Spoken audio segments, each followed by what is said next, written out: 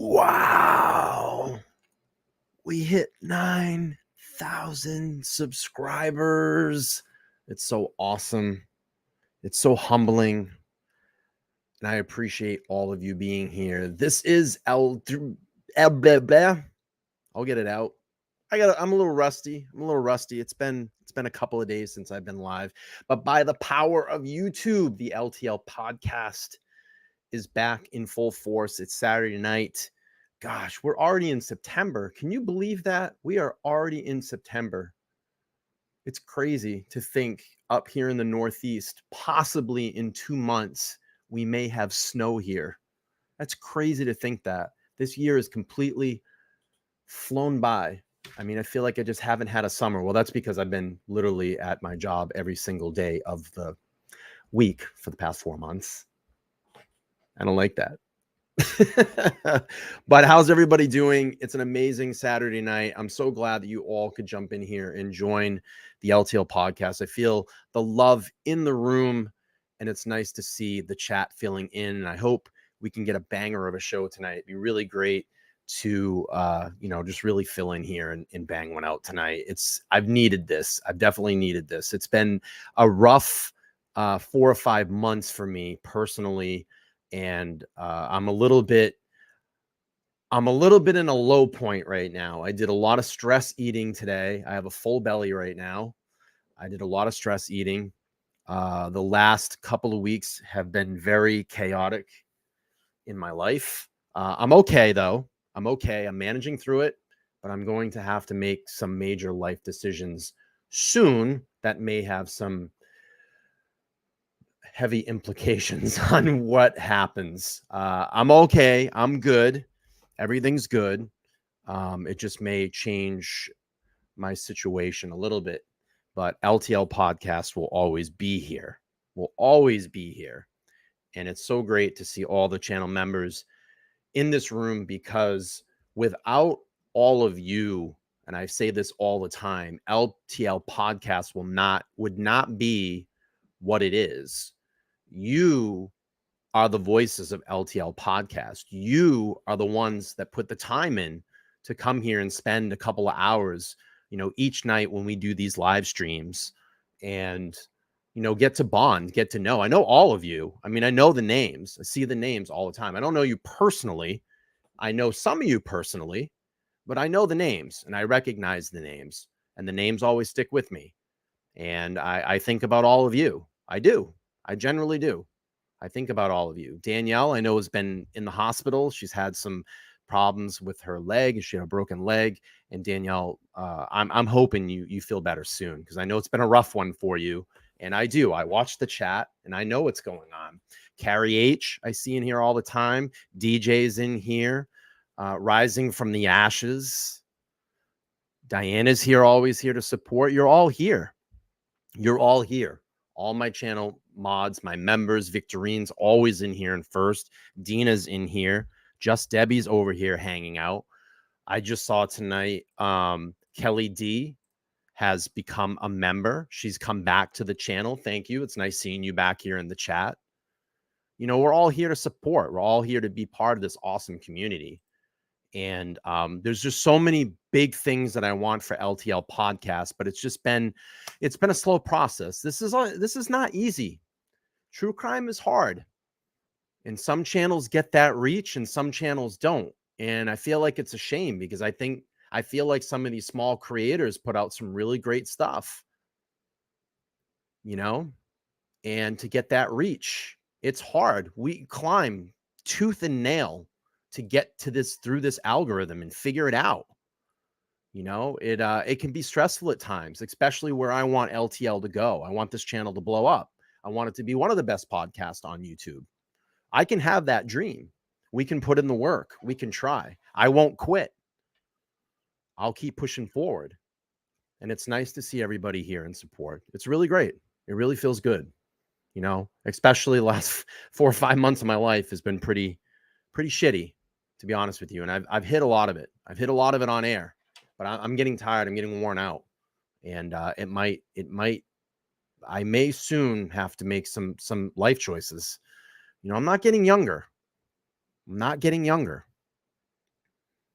And it's getting tougher. It's not easy. When you're 20, it's a lot different story. But when you're 45, going on 46, it's there's a lot more things that go with it. Stress, physical tone, sleeping, eating, all that stuff's important when you get older. All that stuff is very important when you get older. So I saw a lot of congratulations here for the 9,000. Yes, we've hit 9,000 subscribers here on the channel. And if you want to participate this evening, I'm going to do a $25 giveaway to celebrate. I only ask you if you're going to this $25 celebration of Monopoly money, but I only ask you if you are going to participate that you have access to like PayPal, Venmo, a pay service that I can get that $25 of Monopoly money over. And if you want to participate in that giveaway, we'll do the drawing here in a little while. Just go down there and put in the chat hashtag 9K. That'll get you it will get you entered into the contest. So hashtag 9K will get you entered into the contest. All right, let's get into our show this evening. We're going to go back and we're going to reflect on Idaho. This is part 3 in my new series. It's been 293 days, and we are going to review and reflect this evening. And I have an amazing video that I want to play through, and we can talk through this. We can have some conversation and some dialogue over it. But Creme 2 has crushed it, and I've gone through and looked at their page, and they've really put together some amazing presentations. And I give them all the credit in the world for following the Idaho 4 case and Bryan Kohberger. And what we're going to do tonight is review. And it's funny, I started putting a montage. I started putting a montage of videos together, and then I came across this like hour and a half Creme 2 video. I'm like, wow, these are all the videos that I would have probably put together. So we're going to look at Creme 2 tonight. They've done an amazing job. But before we get into that, I want to talk a little bit about Gabriela Vargas. That has been a big hot topic in the Idaho 4 Bryan Kohberger case right now.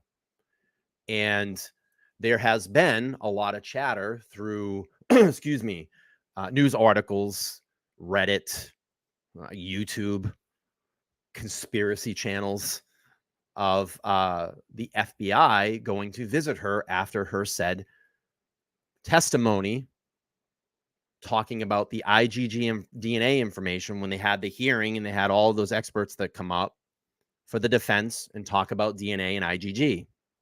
Now, if you're just getting kind of tuned into that, what happened was the FBI paid her a visit, or supposedly a visit. And at the next hearing, Ann Taylor got up and talked to Judge about it. And after that, she stated her case. She felt that it was witness intimidation. Bill Thompson got up and it's essentially explained what happened and why he spoke to the FBI about it and why they went over and talked with her.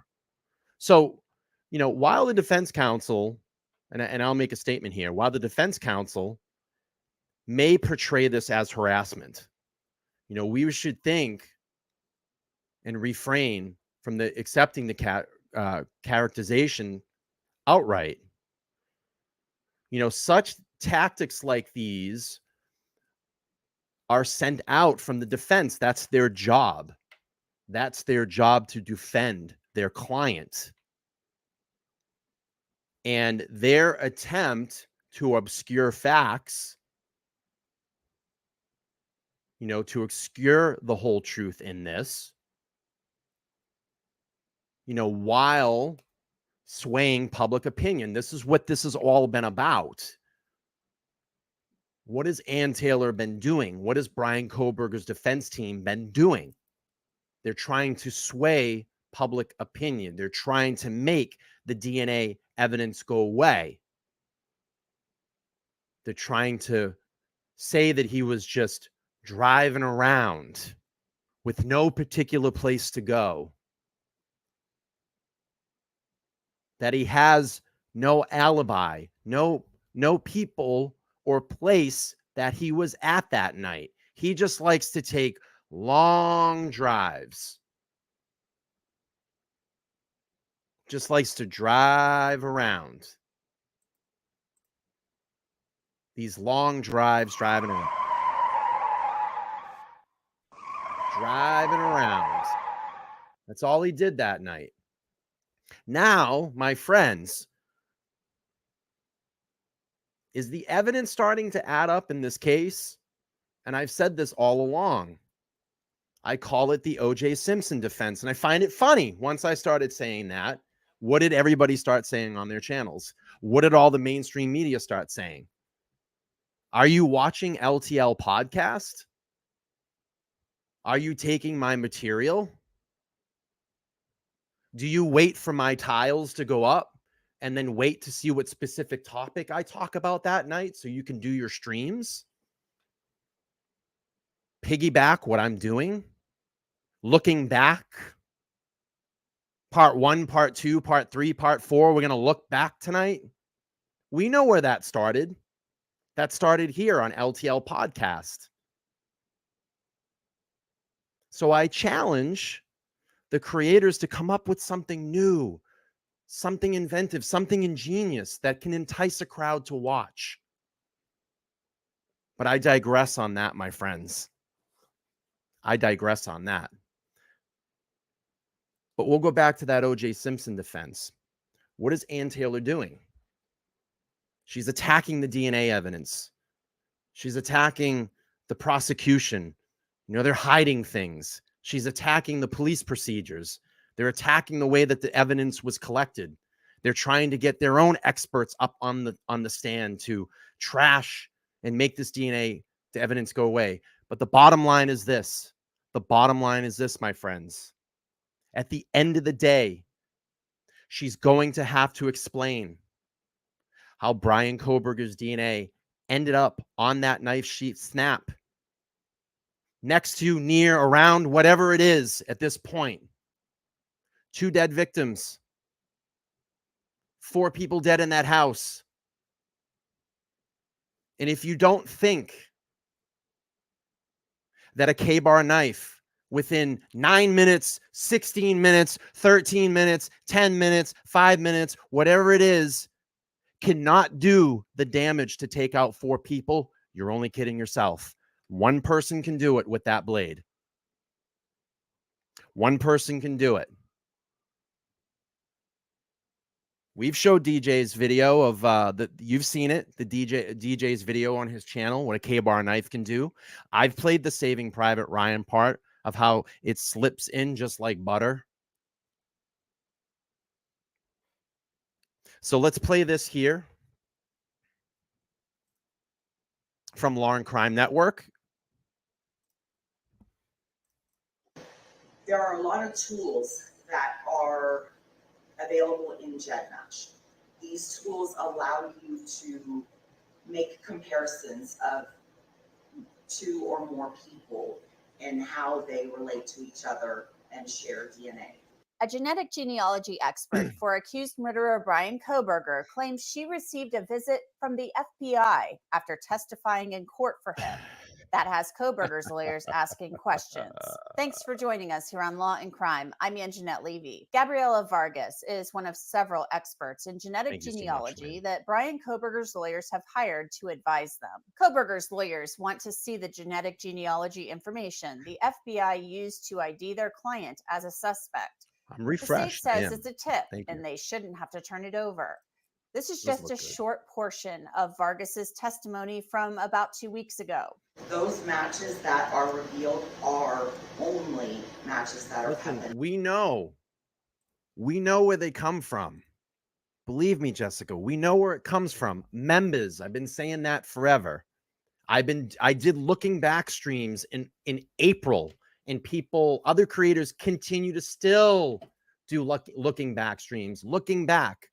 You can go back and watch my series on my homepage. The dates are there. April. There were creators that came out and credited me and said, wow, that's really great. I think that's cool that he's doing that. Let's do our own looking back series. Members, I've been saying that forever. There's no originality. They wait for the tiles to go up. What is he going to talk about tonight? Oh, maybe we'll talk about the same stuff. I see it. Sorry, I got something in my mouth. I see it. Members, we've been saying that forever. I've been saying that back since March. March of this year. It's okay, because what do they say? What do they say? Imitation is the highest form of flattery. Well, thank you. Thank you so much. We'll take a bow. We started it here on LTL. You all know. We started it. All right, let's get back into Gabriela Vargas. Something in Vargas's testimony piqued the interest of the FBI after the prosecutors heard she may have been reneging on some of her testimony or a sworn declaration that she signed. Kohberger's lead attorney explained what happened from her vantage point. Last night, she was visited by 2 FBI agents and interrogated about her testimony, the timing of her declaration. That, in our view, impacts Mr. Kohberger's due process rights and his rights to effective assistance of counsel. Ann Taylor told Judge John Judge that she would file a motion regarding what happens to witnesses after they testify in court. Latah County Prosecutor Bill Thompson explained why he asked the FBI to investigate after hearing Vargas might be questioning some of her own testimony. When we heard of that, I reached out to the investigators and said, can we find out what's going on? And the FBI indeed undertook an investigation. And preliminary reports are that Ms. Vargas claims that some of what was in her declaration, she inadvertently agreed to or signed without fully reading it. We're documenting that so we can expose it to Ms. Taylor. Now Thompson has told the court he will not cross-examine the witnesses that Taylor called to testify about genetic genealogy. But there are questions about whether the FBI agents visiting Vargas was proper. I spoke with former FBI agent Tracy Walder about it. Well, it's not something I typically hear about FBI agents going in and visiting a witness after that they have delivered testimony. However, I think a lot of that lies with perception, right? How Mrs. Vargas felt during that discussion. And I would hope that copious amounts of notes were being taken. And I would hope that the FBI has a very good reason. But the interesting thing that I see here is the FBI is not the dominant investigatory team in the Kohberger case. So I'm surprised that they were the ones that followed up with this, but it could be simply because she's in a different location and it's easier. Bill Thompson said this was about information he received after the hearing, but prosecutors had reserved the right to cross-examine some of the witnesses at a later date. Now they say, as I mentioned, that they are not going to do so, which also struck Tracy Walder as odd. Look, she is well respected in her field. Certainly she's testified at trials before, but if you have 2 agents showing up at your front door, I think anyone is going to have a defensive reaction to that, right? Because they're not there for good news typically.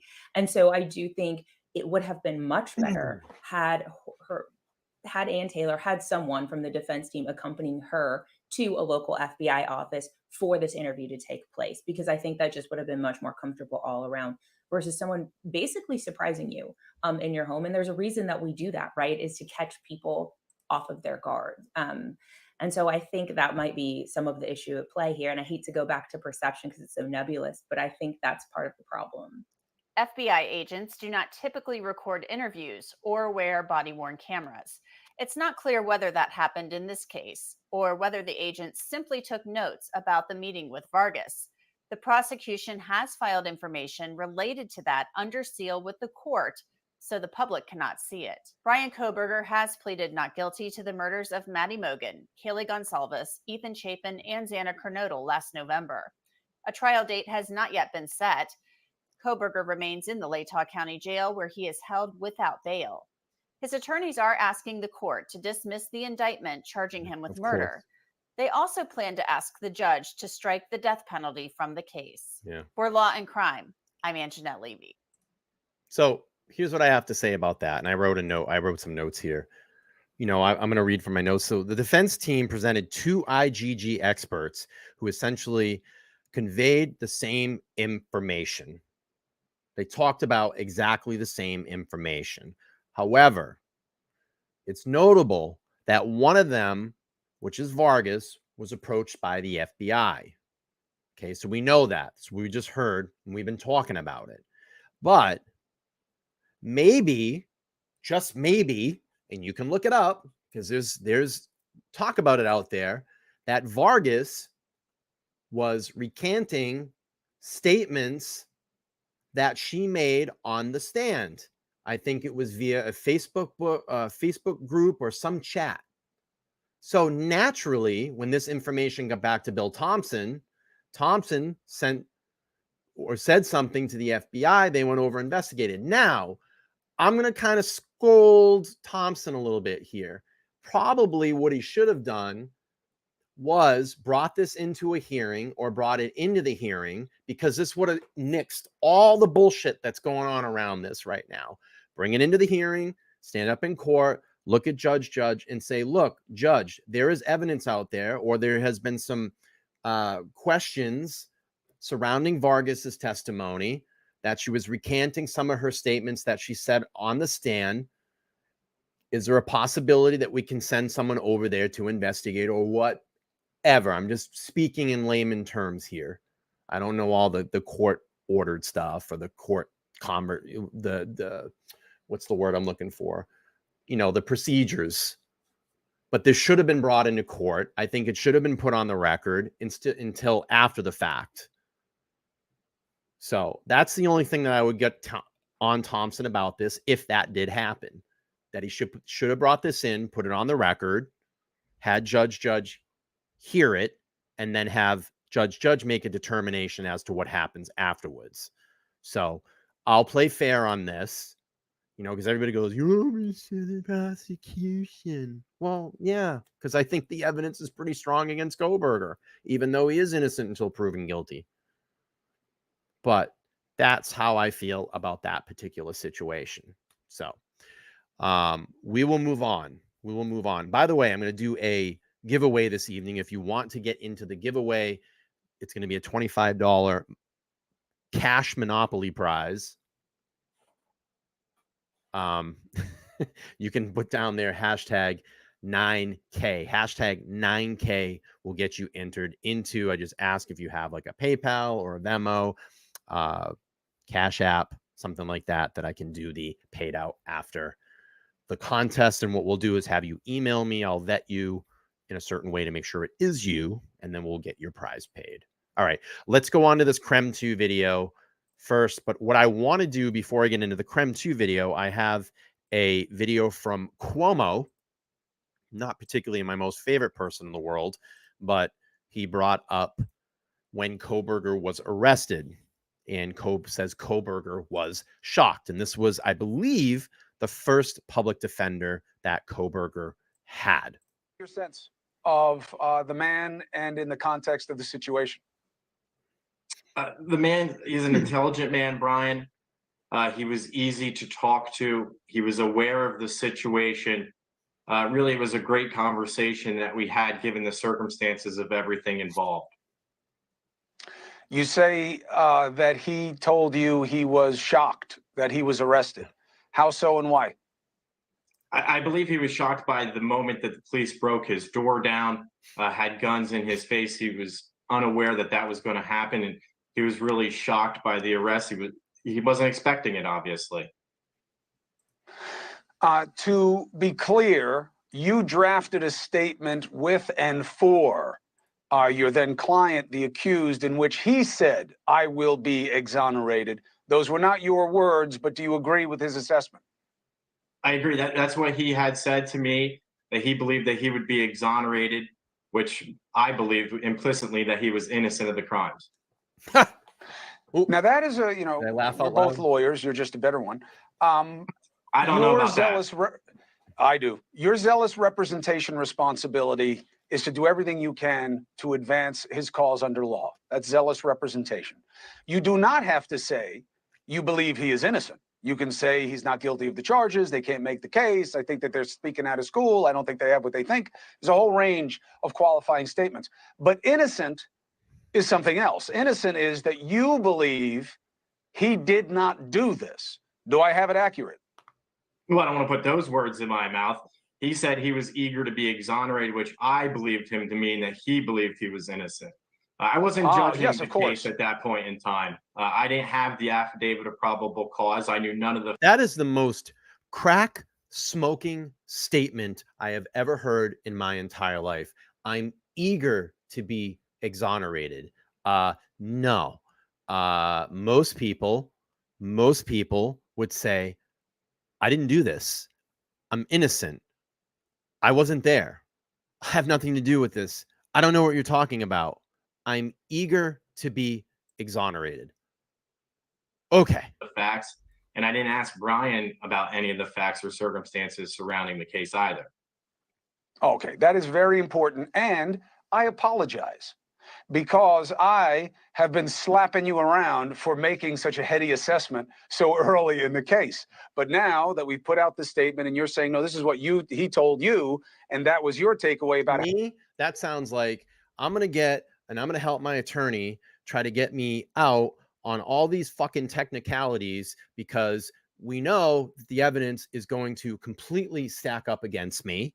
And we're going to try to bunk the system here and make it look like it was, not my DNA. It was the police, the police was in on it. It was the fucking lizard people underneath the stairs.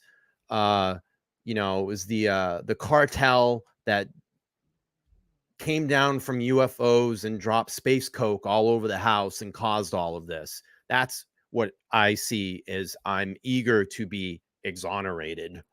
Okay. How he felt about his own situation. Very different. I apologize for any other inference. I'm glad we cleared it up. Now, once you saw the affidavit, what do you think now? I said from the beginning, I read it 4 times through before I think I got most of it soaked in. I felt that it was a strong circumstantial case that's likely to possibly get stronger based upon other evidence that I would expect. But there are certainly holes. Whether or not the prosecution can close those holes is another story for another day. People under the stairs. What is your biggest concern? I think the biggest concern is obviously his DNA on the sheath of the knife that was found in the room next to the. What did I say in the beginning of this stream? It does not matter. At the end of the day, and you all know this, you're all very, very smart people in this chat. Believe me, I know. At the end of the day, that DNA on that knife sheath next to 2 dead victims is going to have to be explained for. How are they going to explain that? Why do you think that Ann Taylor is trying so freaking hard to get this DNA evidence thrown out? Because at the bottom line, when a jury sees that DNA, his DNA, on that knife sheath next to 2 dead victims with 4 people dead in that house, and his phone pinging all over the place, and his car being seen on video in and around that area that night of that home, and all those little puzzle pieces are starting to add up, they're going to have to explain for that. Next to the Mogan body. We have to know what kind of DNA it is because there's a suggestion that goes like this, that it wasn't him. It was somebody he knew who he was with. Without violating, or this would only help his cause, do you have any reason to believe that it could have been somebody else? That he wasn't alone? That the man who was shot in the shootout at Washington State University, the security guard, is he relevant? Do we know that? I don't have any knowledge of another person being involved. Again, I never asked. Do we know that yet? Because I believe, and experts have said, many experts said that we only know about 5 to 10% of the total evidence in this case so far. At least 5 to 10. There's a whole lot of other stuff that's going to come out in trial. Believe me. Bryan, any of the facts and circumstances surrounding the case. I made that clear from the moment I sat down with him that I was simply there to represent him for the extradition proceedings, and that his attorney in Idaho would really be taking the case over and would want to hear his story first. Is it unusual, even with that admonition, that people don't tell you why they're innocent and why they didn't do this, and here's what's wrong with this situation? Help me, help me. It was certainly a unique situation for me. I've never had it like this quite before, where such serious charges an individual was facing. But I really wanted to make sure that he understood that I didn't want to know about the facts and circumstances. And I did cut him off several times before he was able to tell me anything about the case. Yeah, because he didn't want to know. He asked when he was arrested, we are told, has anyone else been arrested? Does that sound right to you? That's my understanding of what's out there. When I spoke to Bryan about what he said to the police, and he did speak to police for approximately 5 to 15 minutes before invoking his Miranda rights, he couldn't recall what he had actually said to them. Did his disposition, his demeanor to you, play as someone who was or was not connected to what happened? I don't really want to judge that. I treat my clients with respect and build a rapport with them, even for the short period of time that I was speaking with Bryan. I wanted his trust for that short period of time, so he understood what I was trying to do for him. I thought was in his best interest. I still believe what I'm doing for him even now is in his best interest. So I really wanted to build that rapport, and I don't question things like that. Especially Counselor, without I seeing the appreciate it. affidavit of probable cause. Hey, thank you for watching. Hey, thank you for watching. All right, let's get to Creme 2. Creme 2 News. I love them. They put together some really great montage. All right, let's stoke it up. We got a while. Sit back, relax. Let's get through this.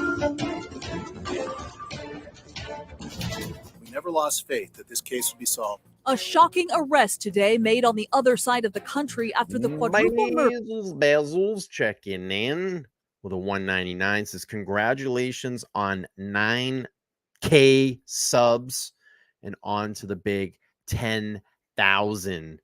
Yes, we need to get to the 10,000. We will just look forward for now. Thank you, buddy. Cash, homie. Appreciate you.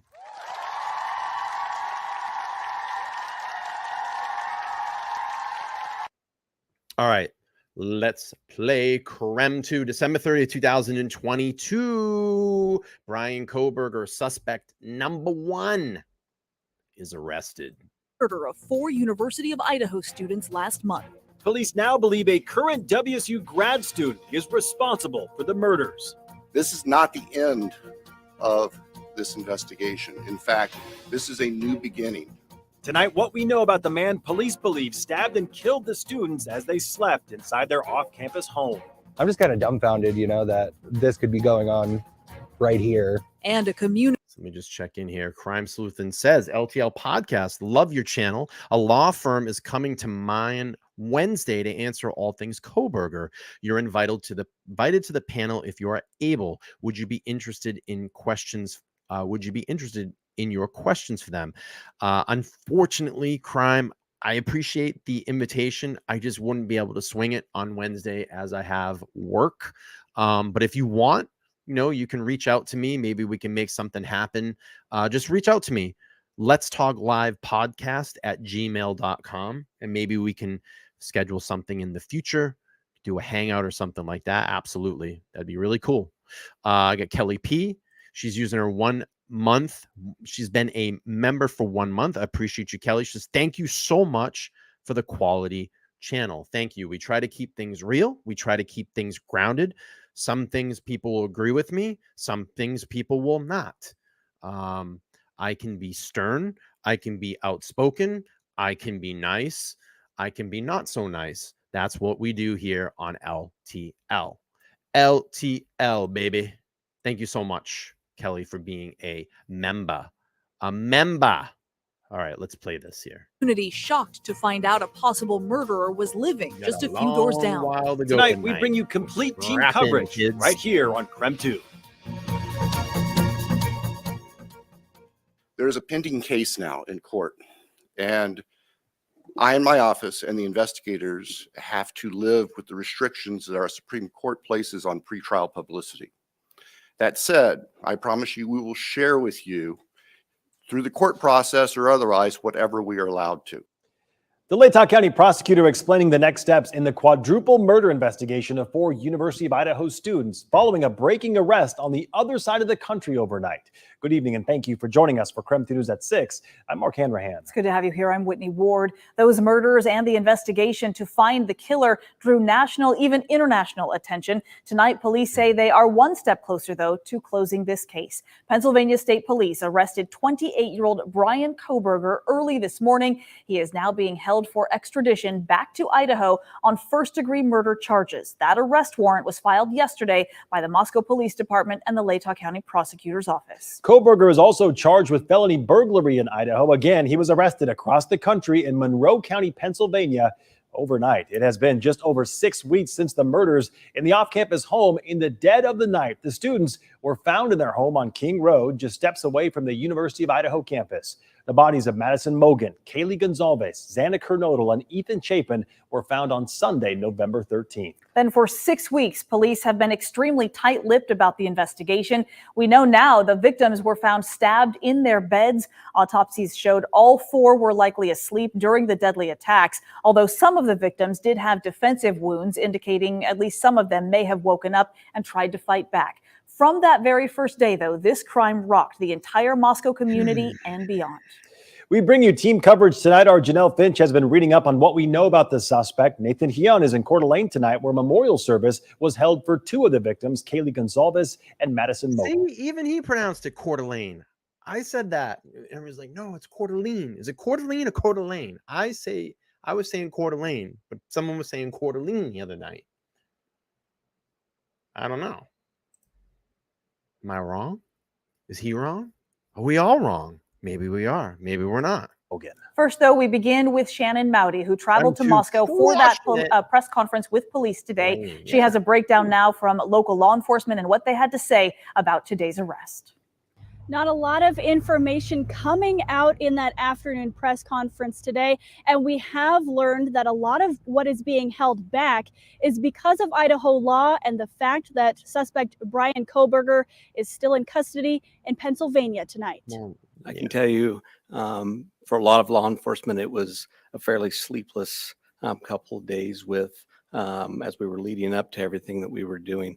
What I can tell you is I have faith in those agencies across the nation.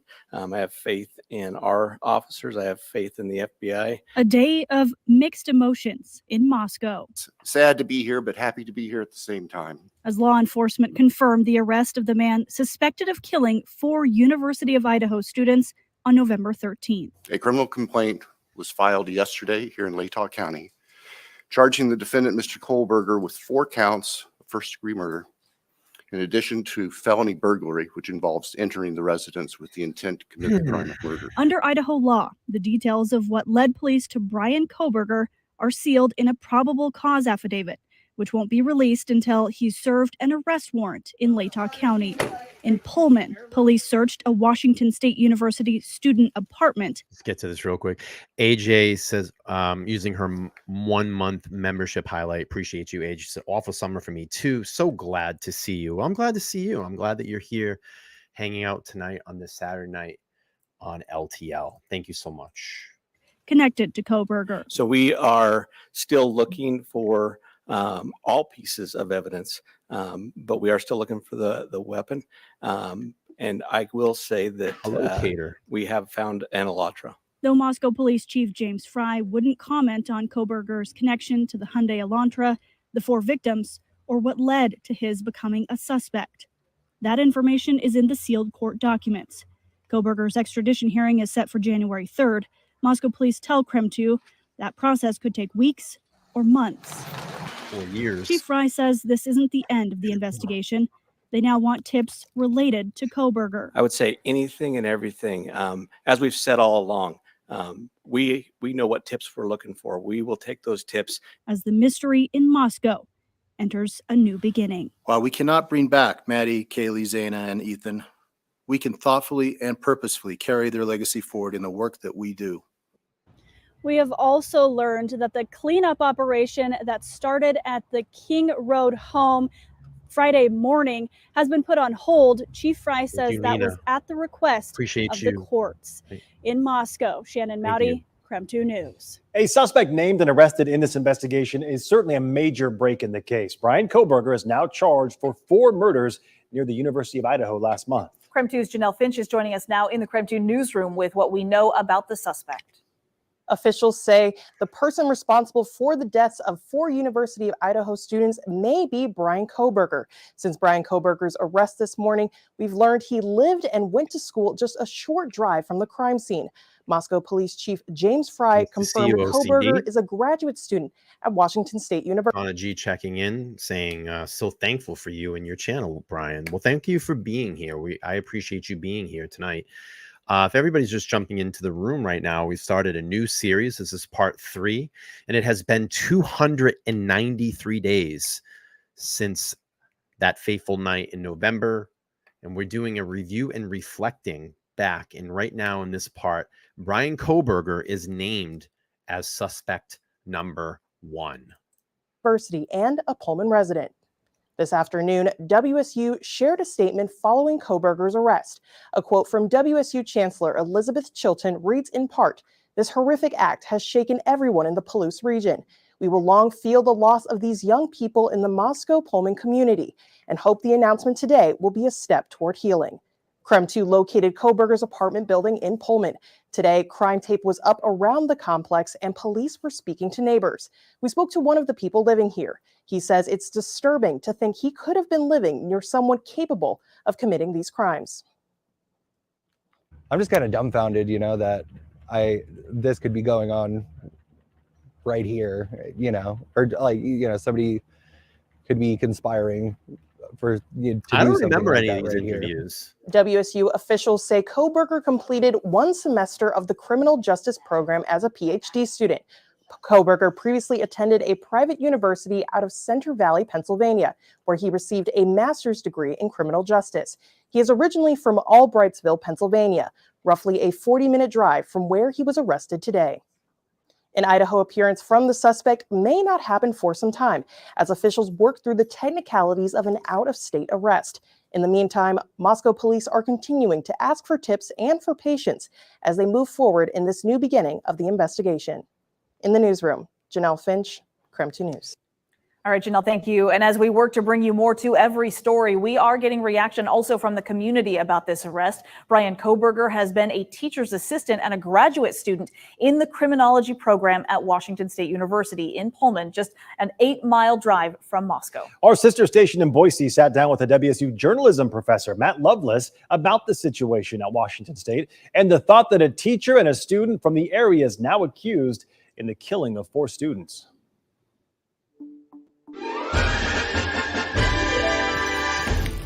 Certainly from some of the officers who I've known for 15 years before this incident, just a sense of relief. Today is a good day. That was from Police Captain Roger Lanier with Moscow. He just goes, today is a good day. You to all the premium members only content on the front home landing page. Just scroll down and you'll see members only. So Caterbug, Lindsay, Basil's Bezels, Nina, Mary, 1 month on me. 1 month on me. And if you want to re-up, you can at the end of the month. My memberships start at $1.99, which is less than a cup of coffee. If you want to support the channel in any way, you can go down there, just click the join button and you can join a monthly membership.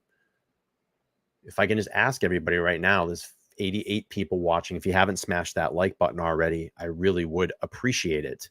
All right, let's keep getting back to this from Krem 2. We got a long way to go on this Saturday night. And you could just see that relief, community-wide, law enforcement, everybody around here. Matt Lovelace is a journalism professor at the Murrow School at Washington State University. He has navigated being a journalism professor in the midst of incredible tragedy while also reporting himself. Lovelace captured these shots of police on campus at Wazoo earlier, where they searched an office connected to the suspect, Bryan Kohberger. Well, when the news broke that it was a WSU graduate student, certainly that sent a little bit of a personal shock to me. First thing I did was I came up to campus and I went there. He's got an office in Wilson Short Hall, and that building is closed down. Now, some context for that, we're at reduced operations for this week. And so just because of the holidays, most buildings are closed. I'm in the Murrow building right now. The doors are unlocked. So generally speaking, we can still get inside. They have that locked down. But just thinking about the fact that he, just a few hundred yards away from where I'm sitting talking to you now, this is my office, talking to people who work on campus, fellow faculty members, just the thought that he could have been here even before this happened. And certainly the unanswered question, which I posed right at the end of the press conference, is, no worry, Cater, did he come back to school? He was a graduate student here. And, I'm not passing on any reports. I don't know for sure, but we want to know, did he come back to class? Did he finish out the semester? Was he here locally? That's sort of like a lingering, I don't know, call it eerie feeling among all of us who teach here. And who knows, walked by him. What groups was he a part of here in town? Social groups. Did I play next to him, having a drink at Rico's? All those little things. That's what I asked too. What shows do you watch out there that consistently throws out free memberships to their members? Ask that. What other shows that you really watch ever do that? I don't see a lot of that. I don't see a lot of that at all. But we want everybody to be special. We want everybody to be part of the LTL family here and get to see that exclusive content down there, those members only content. And then in a little while here, probably in about another half an hour, we're going to do the drawing for the free $25 Monopoly money. Monopoly money. I only ask you that PayPal, Venmo, or Cash App. So we can get that over to you if you are the winner. But right now, I only got 25 entries to get that $25 Monopoly money. If you want to participate, hit hashtag 9K. We'll get you into the contest, and we'll do that live drawing here in about a half an hour. Things that sort of infiltrate your brain when you worked in the same place as the guy. After 7 weeks of internet sleuths going nuts about who's here and who did what, that has been a shocking revelation for today, even though it's not entirely impossible. This is one of the largest employers in the Palouse, and so stands a reason that he could have been here. But yeah, it's just wild to think about. What was the scene at the apartment like for you? Is it pretty calm and quiet, or what was that like? Yeah, fairly calm. Few members of the media there. What appeared to me to be a handful of residents from other units, just sort of standing outside, watching things going on. There wasn't a huge presence there. It's one of those apartment complexes where there's like a basement level and stairs to the first floor and second. We're full of those here at WSU. And so we just couldn't see much going on. They were taking some things out of the apartment and sort of putting it on a little mezzanine there. Weight off the shoulders for sure. And so I think to your question, it's just that, yeah, I think that there's an overwhelming sense of, I don't know if it's closure, because it certainly isn't that. Like, there's a lot left to figure out about this case, but it feels like the first time in a long time that there's been sort of a milestone other than reports of a Hyundai Elantra and, a few extra timeline details. This really feels like the first break in the case in large degree. And so, relief. So that arrest today comes as a memorial service was already scheduled for two of those murder victims, Kaylee Gonsalves of Rathdrum and Madison Mogan of Coeur d'Alene. As Whitney just mentioned, the memorial was planned before word came of the arrest. Friends and family gathered at Lake City Church in Coeur d'Alene to remember the lives of these two young women. KREM 2's Nathan Hyun joining us live outside the church tonight with reaction from loved ones. Nathan? Yeah, guys, the memorial today here at Lake City Church in Coeur d'Alene was definitely filled with a lot of emotions. I had a chance to go inside for a moment when it first began, and there were a lot of people crying and hugging each other. There were over 200 people inside celebrating the lives of Madison Mogan and Kaylee Gonsalves. Family and friends shared emotional stories about the two college students through tears And one person who attended says the memorial reminded her that life is precious. Thank you, Cater. I appreciate you. It's a reminder that you need to realize that life is short and to honor and love your friends and family every chance you get. Kaylee's sister and Madison's parents spoke during the memorial. Kaylee's sister described Kaylee as someone with contagious energy, and Madison's parents described her as someone who was always a bundle of joy. And I was also able to speak with Madison's godmother, who told me that she's not thinking about the suspect who got arrested today. She just wants to focus on the girls and their memories. Live in Coeur d'Alene, Nathan Hyun, Creme 2 News. Nathan, thank you very much. Well, the arrest caps nearly 7 weeks of fear and frustration for the families of the victims. Tonight, we are also hearing from the father of Kaylee Gonsalves, who agreed to an interview for the first time. This is the first bit of joy that we've had in close to 7 weeks. We hope that they picked the right guy, and that gives us hope, and we haven't had hope for a long time. Also today, we heard from Ethan Chapin's family, the only male victim in that quadruple murder. In a statement, they told us, "We are relieved this chapter is over because it provides a form of closure." If you're just getting in here, hit hashtag 9K.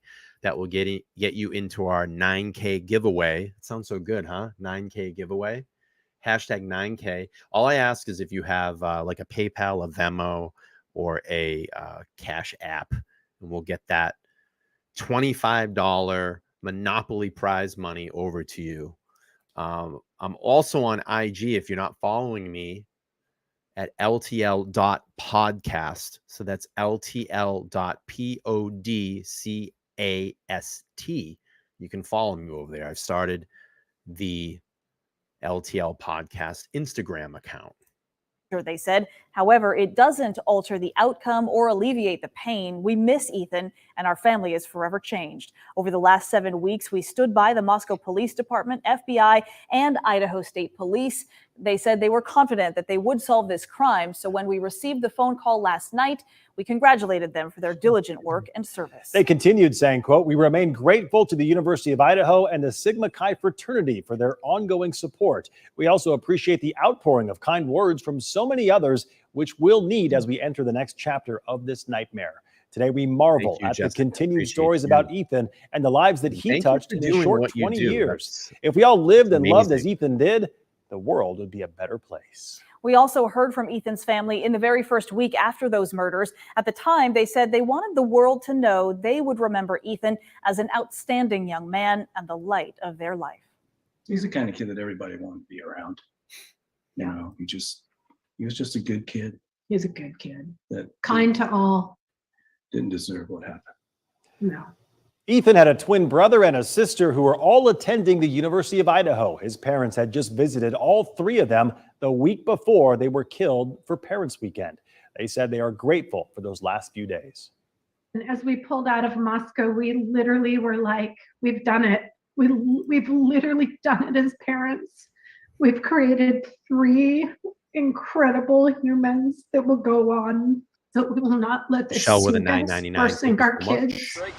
Because if anything, they have to go on and shine Ethan's bright light.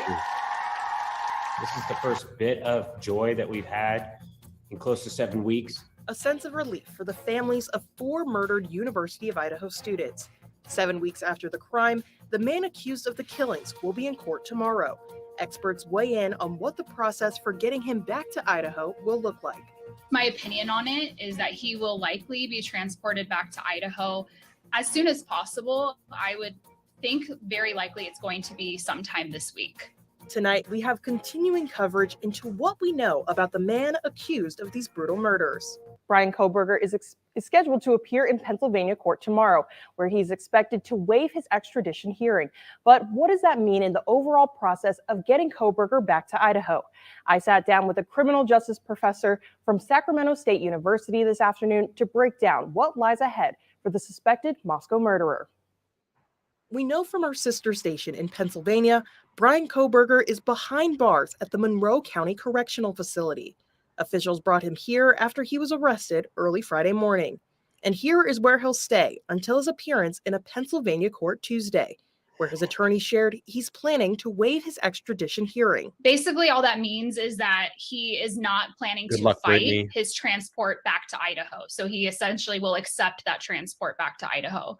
Dr. Danielle Slakoff, an assistant professor of criminal justice at Sacramento State University, explains what this legal phrase means and why a suspect could choose to do this. My take on waiving that extradition hearing is that he is ready to have his day in court to see the charges against him, because they have not actually released the information that they have leading to his arrest yet. So I really take that to mean that he's ready to see what they have on him, and he is hoping to be absolved of being absolved of guilt or blame.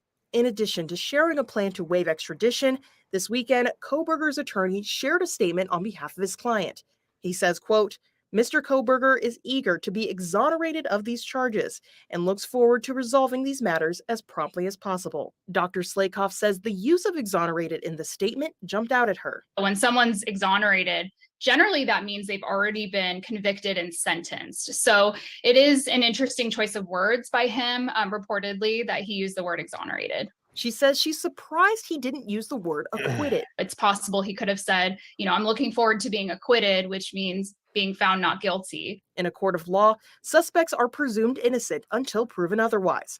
And despite the noted interesting choice of words, Kohberger's attorney says at this time, his client also deserves that presumption of innocence.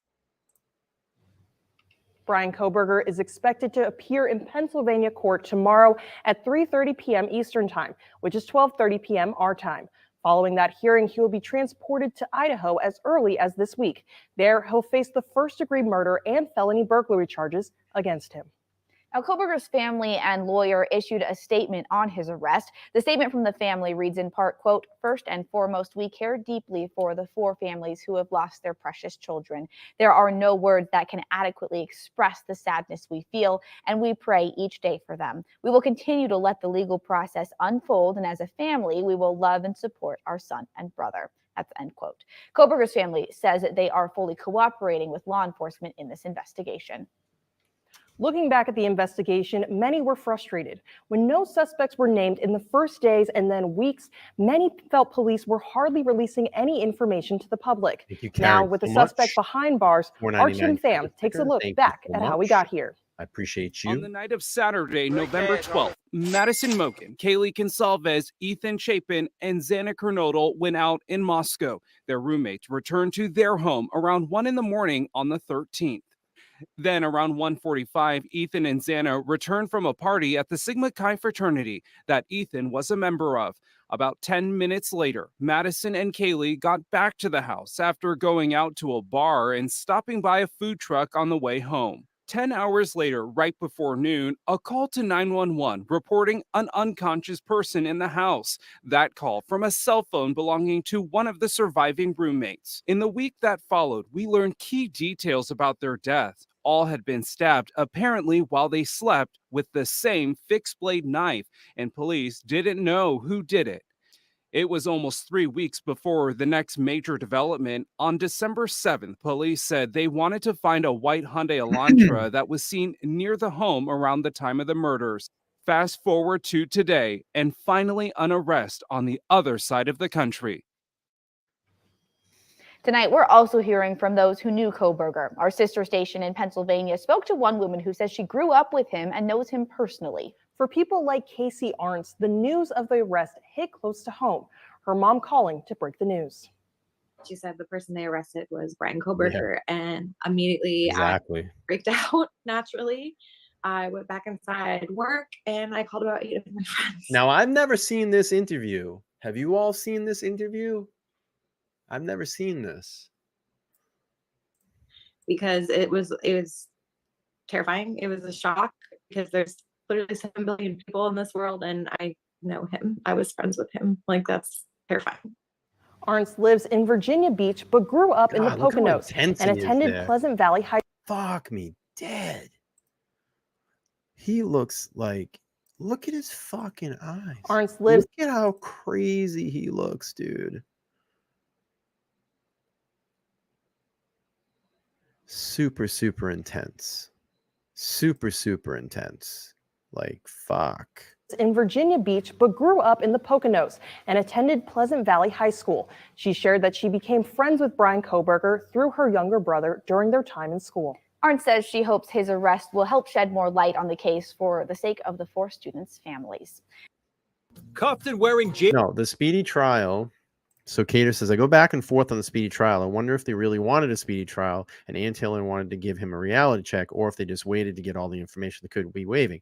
They wanted all the information. That's why they did it. They stretched and stretched and stretched through all of these motions, through all these delays to keep getting evidence so they could take a look at it. And then when she knew that she was up against the fucking wall and needed like another year to get into this case to come up with some bullshit alibi, in my opinion, she said, well, we're going to waive his right to speedy trial.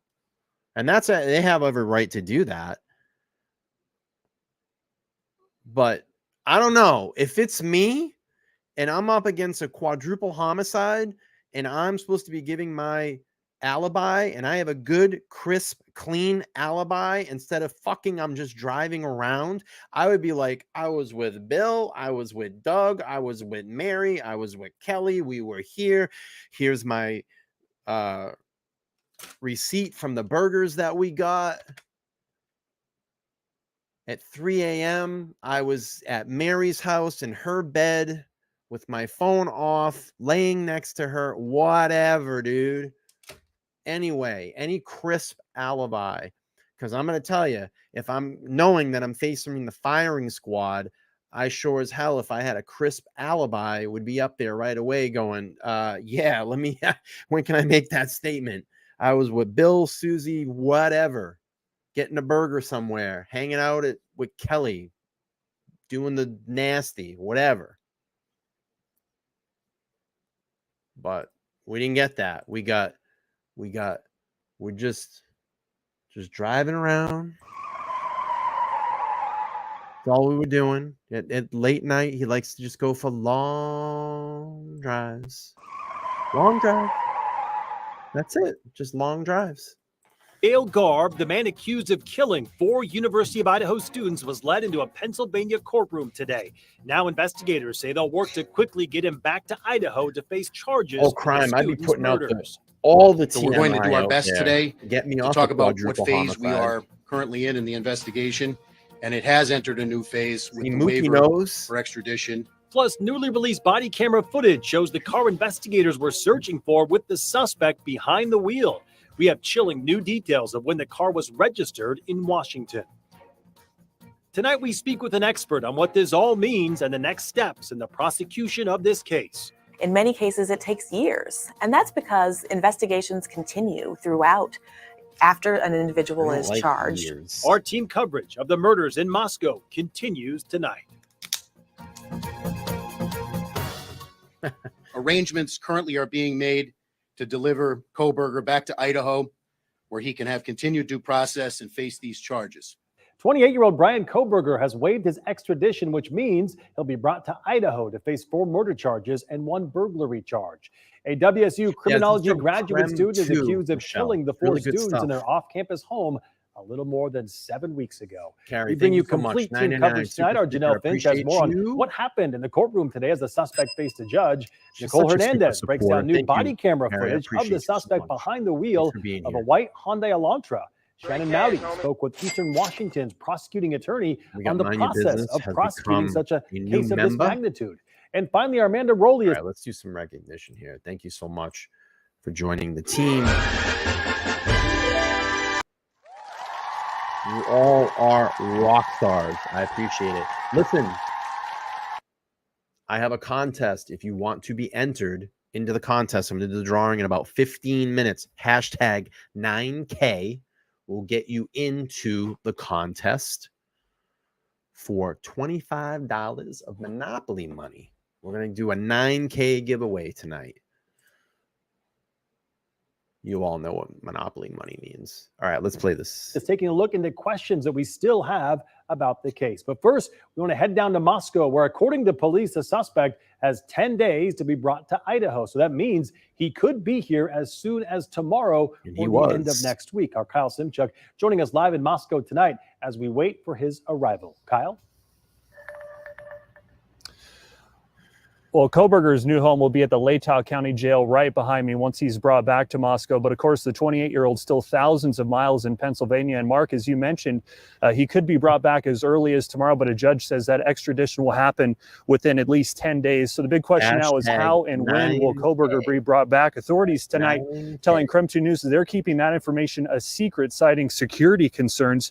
But as we've said, Kohberger could be here as early as tomorrow. And once he does return, he'll have an initial court appearance. And that's when that probable cause affidavit of facts will be released. And that'll be a treasure trove of information showing exactly what authorities, what evidence they've gathered in the house and what evidence they say they have against Kohberger. And once he makes that court appearance, KREM 2 will obviously be here. But today in Pennsylvania, he did tell a judge that he's not taking any medications and that his decision to voluntarily return to Moscow, that's his own decision.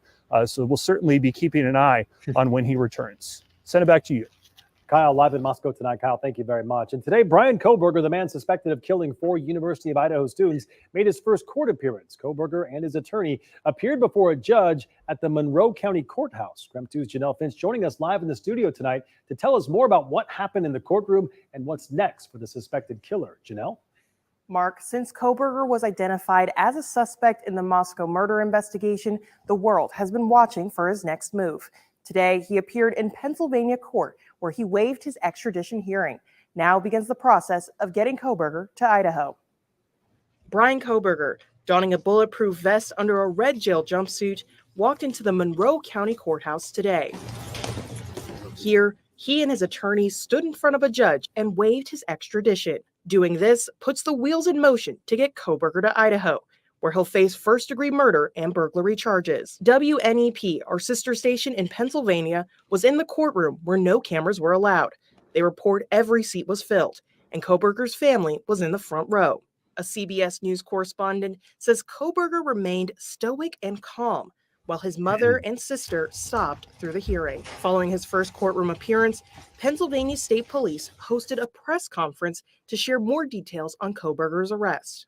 Tactical assets were then staged in the county, in Monroe County, into the evening of Thursday, December 29th, last Thursday. And in the early hours of Friday, December 30th, those warrants were executed at the location. Mr. Kohberger was taken into custody without incident. Officials say they understand the public wants to be informed, but sharing certain information could interfere with the court system's due process. We're trying to balance essentially 2 things: the public's desire for information against the need to maintain the integrity of the investigation and protect the suspects, accused at this point's due process. Upon waiving his extradition, court order says Kohberger will be in Idaho within the next 10 days. But as his Pennsylvania public defender told our sister station, Kohberger could be in Idaho as early as tonight or tomorrow. Thank you, Tamara. Appreciate you.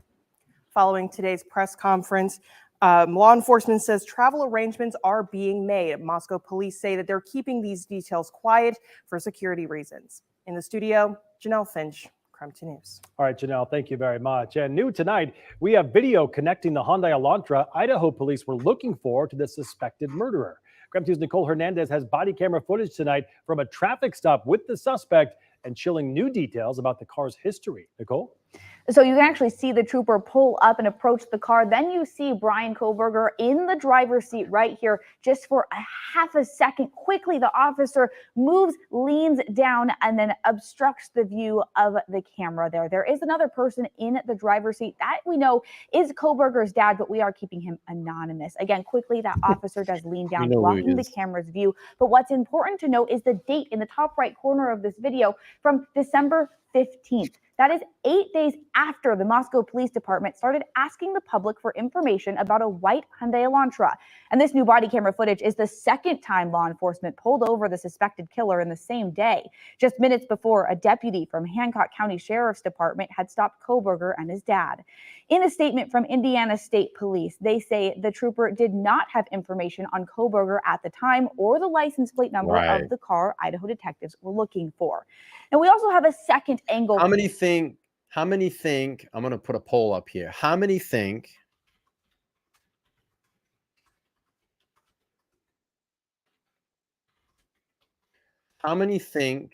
this was an FBI stop? Poll at the top. How many think this was an FBI stop? From this traffic stop. That's right here. This is from the trooper's dash camera. From this, we were able to read the license plate on that white Hyundai Elantra. I used that license plate number to find the car's VIN number in an online database. FBI then with that VIN stop or number, I not found an the car's FBI Carfax, stop? and that's what we're looking at right here. This I shows the most recent owner 100% bought the think they vehicle in were. 2019 in Pennsylvania, and then in No horse 2020, just about a races. month That's, later, JJ's registered that car channel. in Pennsylvania as well. The owner then re-registered the car, got it serviced a few times since then. Then on November 18th of this year, right here is when we see the owner re-registered the car in Pullman, Washington to get Washington plates. That happened again, November 18th, 2022, just 5 days after Kohberger allegedly stabbed all 4 students. We did reach out to the Washington Department of Licensing to confirm Kohberger is the one who is registered to this car. We have not heard back yet, but we do know he was the one driving the Elantra in that Indiana State Body Police camera footage. In studio, Nicole Hernandez, KREM 2 News. Nicole, thank you very much. In our commitment to bring you more to every story, KREM 2 Shannon Mounty continues our team coverage tonight by digging deeper into a case of 9 this minutes, we'll do the magnitude. drawing. Shannon is live outside the federal courthouse in downtown Spokane after learning more about the legal process. Shannon? I had heard a rumor the stop was organized by the FBI, and basically what they wanted to do was they wanted to get some eyeballs on him, and number 2, they wanted to look at his hands to see if he had any type of wounds. Now, there's been some speculation, and I've pulled it up before too, of that car video of him and his dad being stopped, that it does look like he had some cuts or some bruising on his hands. Now, there could be shadows, it could be poor video, but I know it's been pointed out a lot. And I still think it's very, very odd, very, very odd that a father would fly all the way out to his son and drive all the way back home across the state to the East Coast. I want to know what was the topic of those conversations on the way back? What were they talking about that whole entire time? And to me, I mean, he easily could have flown, and I know everybody says, oh, he was afraid of flying. He was afraid of flying. To me, that would be the perfect opportunity to pack your car and get evidence if you allegedly were involved in this crime, in these crimes, to take it from all the way on the West Coast and get it all the way 3,000 miles away from you and have that evidence allegedly on the East Coast. Get it out of there. Get it as far away. I'm dying to know what they got and what they found. Down with the U.S. District Attorney for Washington's Eastern District, Vanessa Waldrop, just to talk generally about prosecuting a case like this, one that is so high profile. Now, Waldrop says that cases like this that are large and complex, they can take some time to prosecute because the investigating doesn't stop once that arrest is made. And prosecutors actually work with investigators from right at the beginning, even before a suspect is identified. Waldrop says they treat every case, regardless of the public attention on it, as serious. High-profile cases often are in the news, and people really are passionate about wanting to know more information. But honestly, we take every case equally seriously, and we'll be running down evidence and making sure there's a thorough investigation and viable prosecution on any case that we want to move forward with. And for every victim, every case is a high-profile case. Now, Waldrop says that those cases take a long time, not only because they are still investigating, and investigators and the prosecutors want to make sure that they can provide a complete case to an impartial jury, but also on the defense side so that they have time to put their evidence and review all the evidence and provide a fair trial for the defendant. Live in Spokane, Shannon Nutty, Creme 2 News. All right, Shannon, thank you very much. And there are still a lot of questions surrounding the latest developments in this quadruple homicide investigation. So we continue our team coverage with Creme 2's Amanda Rowley tonight. She is live in the newsroom with what we're still tracking right now. Amanda? Well, Mark, it's now been 7 weeks since 4 University of Idaho students were found stabbed to death in their Moscow home near the university campus. Now, with the arrest of a murder suspect, this brings up even more questions than before. So here are the top big 10 questions we're tracking right now. First off, motive. What is the motive behind the murder of the 4 students? What is the suspect's connection to the 4 U of I students? Are police looking for additional suspects or accomplices? How many other DNA profiles were found at the crime scene? Wow, Carrie what H, are the thank you so tips much. or Carrie H is gifted out 5 new memberships. 5 new memberships. Thank you, Carrie.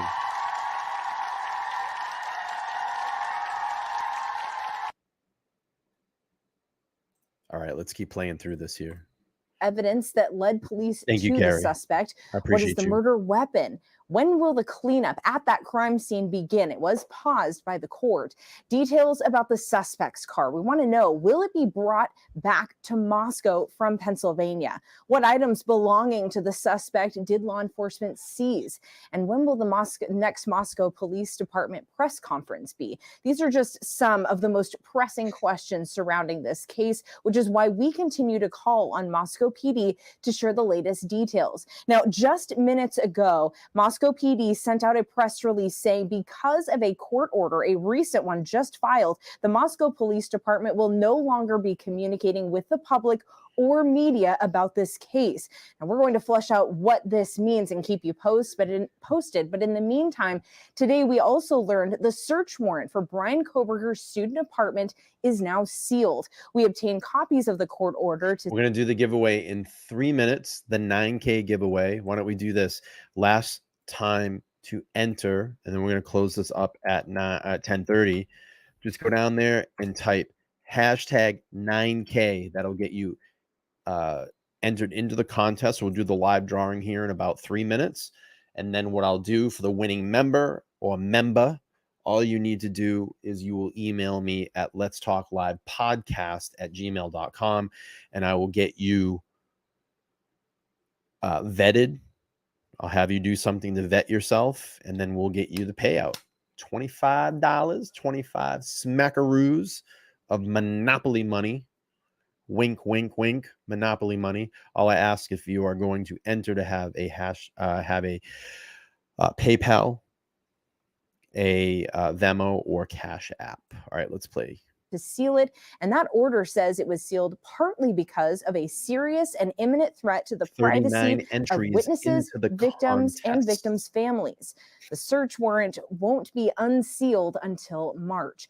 Now, we also know, based on the timeline released by Moscow PD, 2 of the students, it's Madison Mogan and Kaylee Gonsalves, went to the Corner Club in downtown Moscow the night before their death. There's been speculation that Kohberger was at that very same bar. But yesterday, the Corner Club tweeted this: suspect was not and has not been here. No one was removed from the bar the evening of the incident. Stop calling us. While numerous questions surrounding this case are still left unanswered, we remain diligent in tracking this information. Now, we do expect to learn some details once the probable cause documents are filed in Latah County. Reporting in the newsroom, Amanda Rowley, Creme 2 News. Amanda, thank you very much. The news that Kohberger will soon be in Idaho comes as the community continues to remember the 4 University of Idaho students whose lives were cut short. Those 4 students were 20-year-old Ethan Chapin, a freshman from Conway, Washington, Xana Kernodle, a junior from Post Falls, and 21-year-old Madison Mogan, a senior from Coeur d'Alene. Xana and Madison worked together at a restaurant in downtown Moscow, and 21-year-old Kaylee Gonsalves, a senior from Rathdrum, Idaho. She was a sorority member and had already lined up a job for after graduation. A little more than a month ago, a vigil was held for the victims where their parents spoke about the love One more minute for their children to enter into the contest. Hashtag 9K. Hashtag 9K will get you into there. We got 40 entries so far. We're going to spin the wheel here in a minute. We are eternally grateful that we spent so much time with him. And I want to remind you But that's the most important message that I would just say this. Nina says, it's weird to drive back with his dad if it is just for a break, but not as much if he was just moving, I guess. I would say this. If you are, in my opinion, trying to hide something, what would you want to do? You would want to get it as far away from the place that you're trying to hide it from. I find it very strange that he's going to just say, on a break, I'm going to drive back. I haven't heard of that in years. Of all my friends that have gone out to the school on the West Coast, that they would ever fucking want to take a 3 to 5 day drive back from the West Coast. It's probably longer than that. It's probably closer to a week to get back. It's just easier to fly. I hate flying. I absolutely hate flying. And if I knew I was on a short extended break, I wouldn't want to just drive all the way across and then have to drive all the way back. To me, it seems like you're hiding something. You're hiding something there, or you want to hide something. All right, this is a good pause for a break. Let's do this. We'll spin the wheel. Spin the wheel for the contest. 9K. If you want to get entered, I'm going to give you 30 seconds right now. Hashtag 9K to get into it. 25 smackaroos. And believe me, I love driving, but I ain't driving all the way across. Fucking no way. 25 smackaroos. Hashtag 9K. Closing up in 20 seconds. And then we're going to spin the wheel. We're going to spin the wheel. Yeah, right. Tsunami's got a great point. All right. About 8 seconds. Hashtag 9K will get you entered in. All right. Entries has closed. We're going to spin the wheel. We're going to spin the wheel. Let me make myself a little smaller here. All right. 1, 2, 3. And the winner is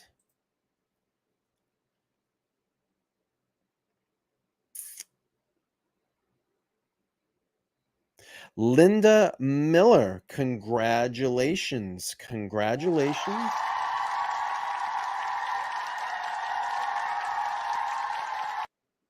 Linda, if you're in the chat, please email me at letstalklivepodcast@gmail.com. I hope that you have like a PayPal or a Venmo or Cash App, and we'll get your prize over to you. $25 of wink, wink, wink Monopoly money. And collect your prize. Thank you so much for being part of LTL Podcast. Appreciate that. All right, let's try to bang through some more of this video. I don't know if we're going to get through the entire thing. We got a while to go, but it's great so far. I'm loving it. We have for you and your families, Linda Miller, is to make sure that you spend as much time as possible with those people, because time is precious and it's something you can't get back.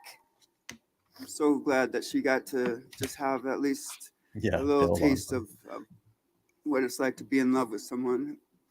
And Mary, you're late. He's just a really great guy. Mary. And they treated each other the way you're supposed to.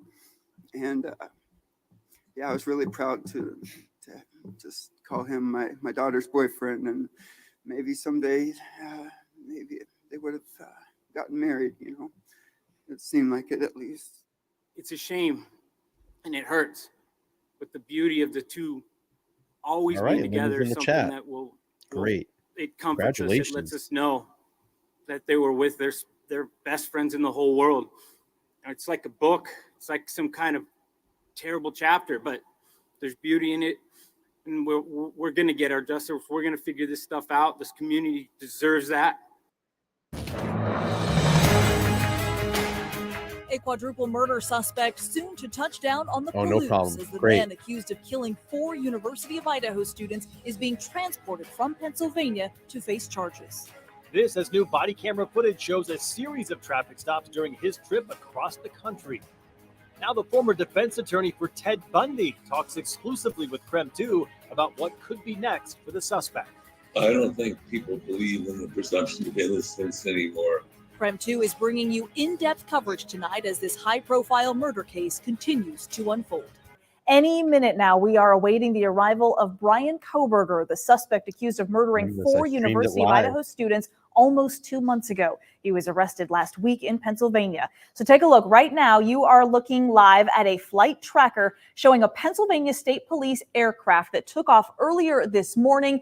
We have been watching it steadily make its way across the country, now toward the Pullman Moscow Regional Airport. You can see it is currently flying over North Idaho. And of course, we are closely tracking the progress of this flight. Yeah, just east of Lewiston right now. 28-year-old Bryan Kohberger waived his extradition rights, which means he'll be moved. Let me stop this right here, okay? For crow's sake,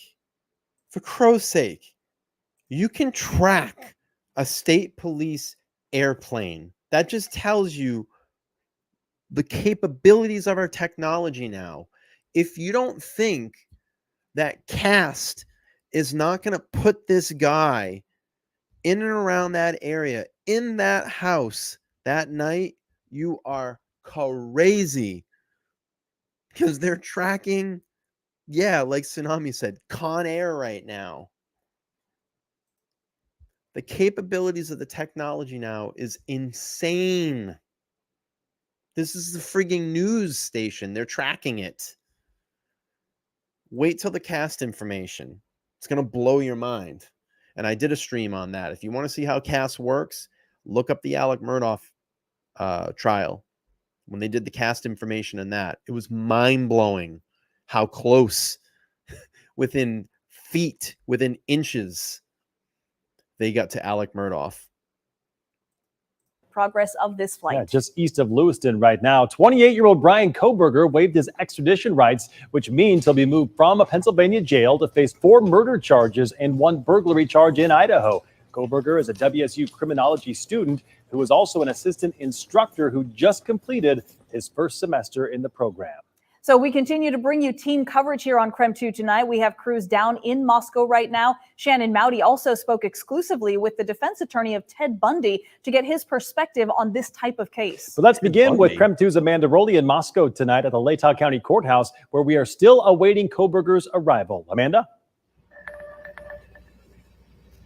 Yeah, Mark and Whitney, I've been standing outside the Latah County jail and courthouse, all in the same building here since. It'd be great if she was like, I've been standing out here and I'm fucking freezing.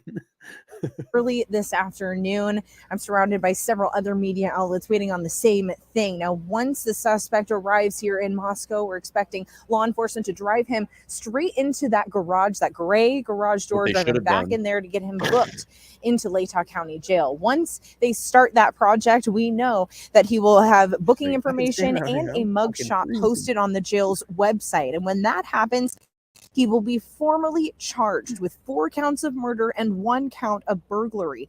Latah County Prosecutor Bill Thompson previously explained to us what we can expect in upcoming court proceedings. Yet, Tsunami.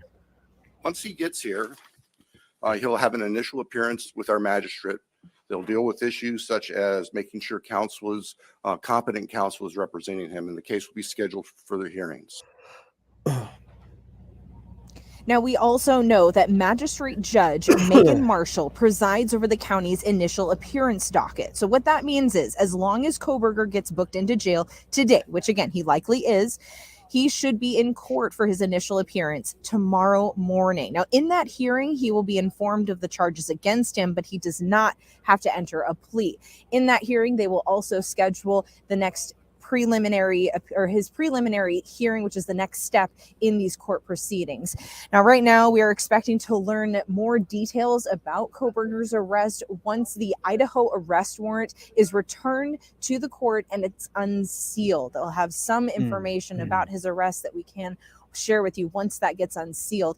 In the meantime, the magistrate judge issued a non-dissemination order yesterday. And what that means is all law enforcement, investigators, and attorneys involved with this investigation are prohibited from speaking with the media any further about this case. We'll, of course, be staying in touch with them, and that is until that order is lifted. So we'll be keeping in touch with them as far as any updates they can share moving forward. For now, we'll be staying out here, keeping a close eye on the jail for the suspect's arrival. We'll give you updates as soon as we can. For now, reporting from the Latah County Jail, Amanda Rowley, Creme 2 News.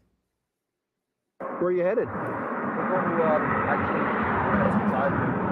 well, we're coming from WSU. And you're going where? Oh. We're going to be going to Pennsylvania. Oh, okay. Well, we now. The chat has spoken. 46 votes. How many do you think this was an FBI stop? 80% yes, 19% no. Have new body camera footage of a traffic stop in Indiana after receiving several videos yesterday from a different traffic stop. These from Kohberger's car during his trip from Washington to Pennsylvania. Yesterday, we showed you video from an Indiana state trooper who stopped Kohberger for following too closely. And tonight we're seeing more body camera footage from a different stop that happened just before that one, also in Indiana. In the video, you can see a deputy with the Hancock County Sheriff's Office approach the white Elantra, similar to the one investigators had been searching for. The deputy then says Kohberger and his father were pulled over for following a van too closely. But something to note about the video was the date and the time, December 15th, starting at 10:41 a.m. This new video was the first traffic stop of the day. Kohberger was also stopped just 9 minutes later at 10:50, again by that Indiana state trooper. Again, also for allegedly following too closely. These two stops on December 15th happened 8 days after the Moscow Police Department started asking the public for information about a white Elantra. And for their part, the Indiana State Police told us yesterday at the time that trooper had no information about a crime or a search for a car in connection with the case in Idaho. Now, with Kohberger behind the wheel, as you just saw, you could hear him bringing up a SWAT standoff in Pullman that had happened earlier that same morning. Take a listen. Yeah, I hadn't heard about that incident. Just yesterday, or? This happened about an hour and a half ago. They're still wrapping it up for investigating. I'm not sure there's two shootings, but they did shoot somebody. Let's hear. And then you can get know about that, actually. They were there. Of note, it appears that Kohberger was not ticketed for either of those traffic stops. So to recap, murder suspect Bryan Kohberger was stopped twice in 9 minutes while he was in Indiana as he drove across the country FBI stops 2 weeks before he was arrested. And if you would like to watch both of those body cam videos in their entirety, you can do so right now. Just go to our website, krem.com. Well, just as Kohberger is set to arrive in Idaho, students at the University of Idaho are also arriving back from holiday break. Our Janelle Finch went down to Moscow today to speak with students and get their reaction to the investigation's latest developments. I spoke to at least 15 students on campus today, and while most wouldn't go on camera, off camera, they told me they feel relieved. What excellent coverage from Krem, too. This is amazing. I'm so glad we watched through this tonight. With this development. They say they feel better about coming back to campus with more potential answers than when they left. When 4 University of Idaho students were murdered last November, campus was immediately affected. From canceled classes to students going home early for the semester, students ended the year unsure of what they'd be coming back to. But just as Moscow police say the arrest of Bryan Kohberger launched a new beginning of the investigation, people at U of I are also hoping for a fresh start in the upcoming semester. Seth Seipel is returning to campus after a semester abroad. Despite being hundreds of thousands of miles away, he says even he couldn't escape the news. Having something like that happen to where I even heard about it from my school abroad, I mean, it's a big deal, and I couldn't imagine what people actually living on campus are going through, but having this wrap up before the next semester begins, I think, is a really good transition and turning point for everyone here. They're ready to start the beginning of this semester as they're fresh. Seipel says in light of the tragic events that occurred while he was away, he says he was inspired by how campus came together to support one another and are continuing to lean on each other as the case develops. I mean, I think events like these are tragedies, but the school spirit that's risen, the support from President Green and all the staff here at the school really shows that resiliency. He says he's looking forward to finishing out his final semester on campus. University of Idaho students are set to return after winter break 1 week from today. And while some are relieved with the information of Kohberger's arrest, for others, it doesn't erase the feelings felt when news first broke that 4 students were murdered just steps away from campus. One Vandal mom told me her daughter's mental health is completely shattered and she won't be returning for this semester and may not be back on campus until next fall. In Moscow, Janelle Finch, Krem 2 News. Also, authorities believe they linked DNA found at the crime scene to Kohberger, the suspect, And it was thanks, they say, to DNA in an ancestral database. DNA expert Dr. Greg Hampikian of Boise State University is in Europe today, but took some time to speak with our Andrew Bartline with our sister station in Boise about the DNA forensic process and how it could have been used to help solve this quadruple murder. The crime labs are kind of behind the times. The genealogists have been doing this for more than a decade. The crime labs are just starting to do it. Genetic genealogy, what is that exactly? And so in this case, what it seems happened is they I think so too, got Daniel. some There's a lot DNA. of interviews that We I don't know haven't what seen. from, maybe from an access point. And Like that's what I wanted to do on this second part of kind of the review and reflect, is find things that we didn't see in the first series that I did, that 7-part series that I did back in April. I wanted to find videos that weren't a lot of videos that were played. I haven't seen a lot of this material, and Creme 2 crushed it, absolutely crushed it in this. So, you know, it's really great to look at some new perspectives, some new interviews, and see some new experts up there giving their opinions as to what they think might have happened, or, you know, where this case could particularly go, you know, next. So really, really good stuff. Creme 2 crushed it. a doorknob, I love or Creme 2. window. Once the DNA is sequenced, you can then take that file, just like a consumer would, to one of Maddie, the thanks for checking genealogy in. sites that allows police to search public records really good of stream. people who have opted in, saying, hey, if there's a murderer or a rapist in my Have a good family, night, Katrine. I don't mind Thanks if you for use being here. my DNA to try to find them. I don't think it says exactly that, but there's an opt-in box. And enough people have done that if there is a Caucasian DNA sample, you have better than 70% chance of finding the family tree, last name, etc., of the person who left the DNA. So if they don't get a hit in any of the, I guess, criminal databases of previously convicted criminals, they would then go to a commercial outlet where people would voluntarily submit their DNA to find out their own genealogy that way. There is a company, Verigen, for example. I've worked with them, and they have a program for the police. It costs about $500 a file that the police want. This is really like good. I kind of want to, can we back this up and hear this again? Because I was kind of paying attention and not paying attention. I was watching the chat. But I think we should go back and look at this on how DNA, how they got DNA in this case. And this guy is really explaining it very well. Let's rewind this. Better than 70% chance that allows some about the DNA forensic process and how it could have been used to help solve this quadruple murder. Let's pay attention. The crime labs are kind of behind the times. The genealogists have been doing this for more than a decade. The crime labs are just starting to do it. Genetic genealogy, what is that exactly? And so in this case, what it seems happened is they got some DNA.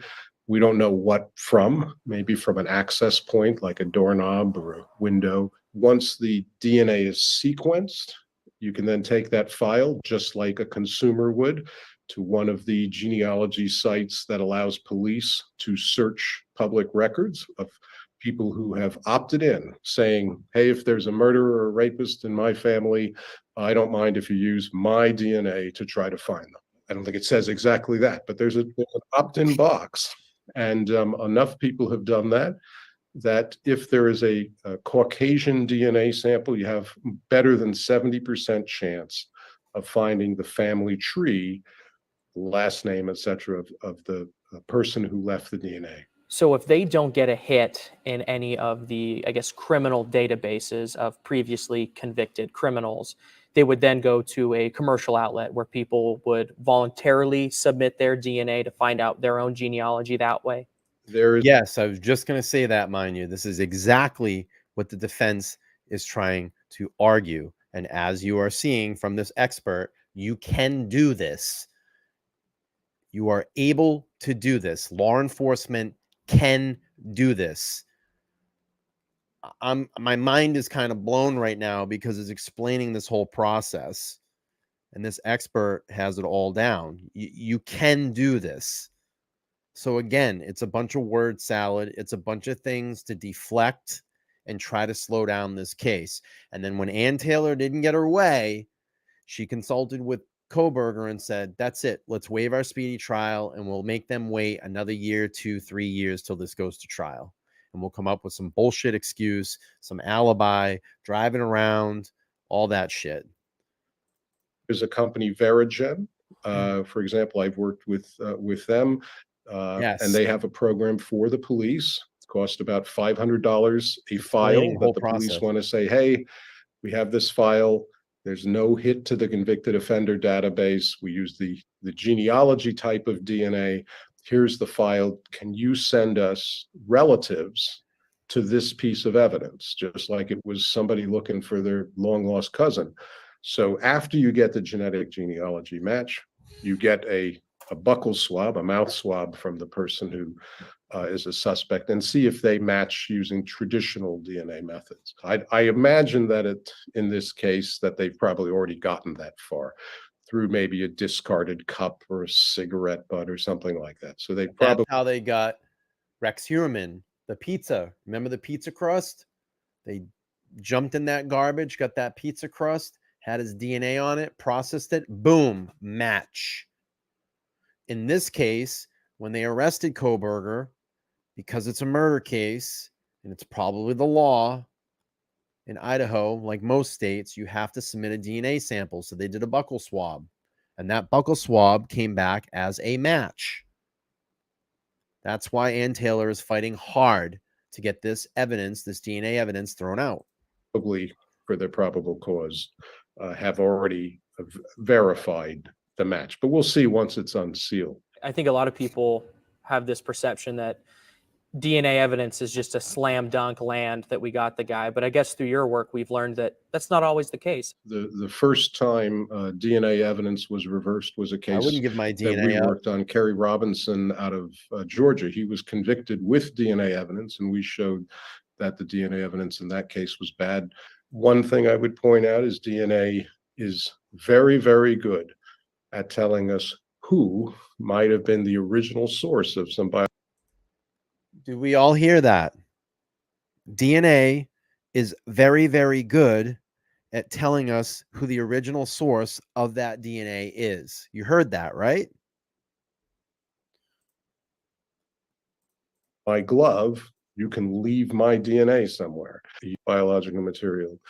It is absolutely, not good at telling us how material. Have this perception that DNA evidence is just a slam dunk land that we got the guy. But I guess through your work, we've learned that that's not always the case. The first time DNA evidence was reversed was a case that we worked on. Kerry Robinson out of Georgia. He was convicted with DNA evidence, and we showed that the DNA evidence in that case was bad.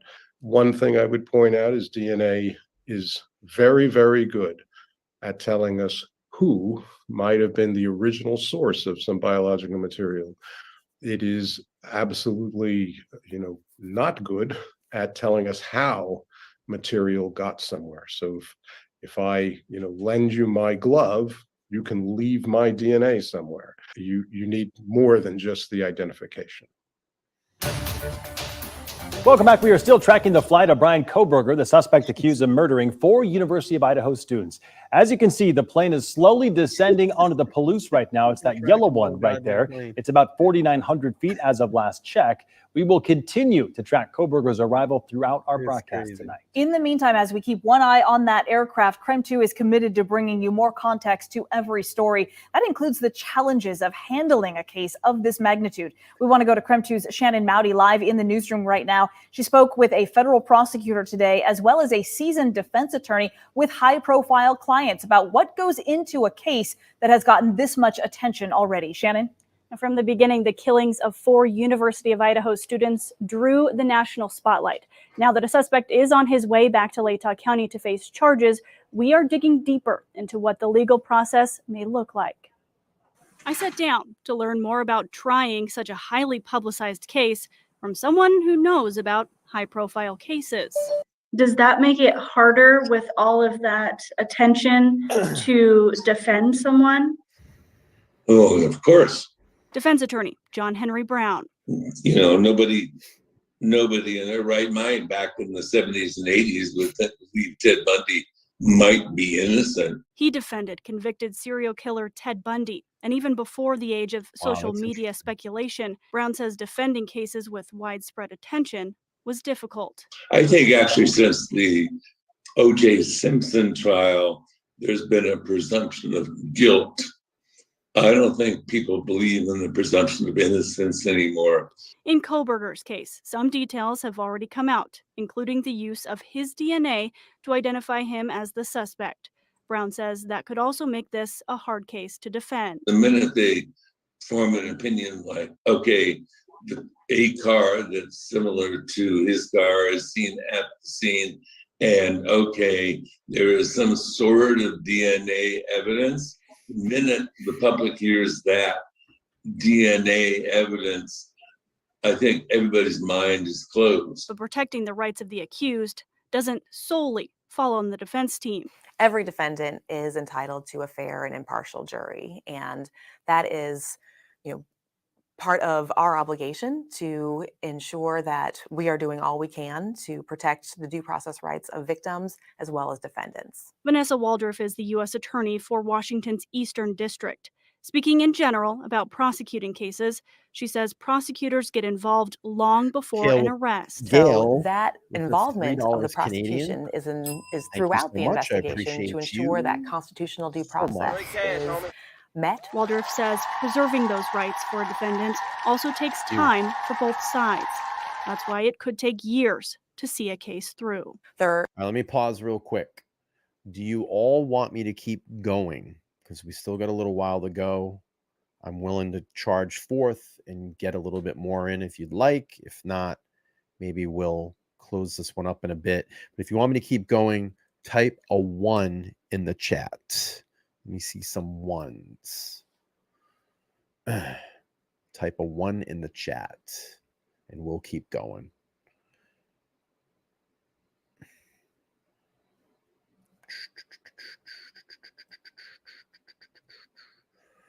I think the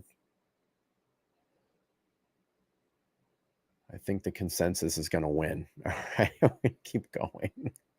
All right, I appreciate all of you. All right, let's keep going here. There is continued investigation by the prosecution and law enforcement to run down leads that might be necessary in order to move forward with a fair and just trial. Thank you. And all of those matters can take, additional time. Crime 2 also reached out to Ann Taylor, who we have learned will represent Kohberger. As of last night, Taylor is under that non-dissemination order from a Latah County judge, which prevents her from commenting on the case. So we have not heard back. Jeff Lane, Shannon Mowdy, probably Jeff is probably one of the oldest subscribers to this channel. Jeff has been here through so many changes and has hung on with me since the start. Jeff, it's good to see you here, man. It really is. Jeff's OG. He's probably the OG of the OG. Jeff is OG. Look at all these ones. It's great. OC. Keep going. Everybody says keep going. I think I'm stuck with you all. Yeah, I'm stuck with everybody. Ron, what's up, Ron?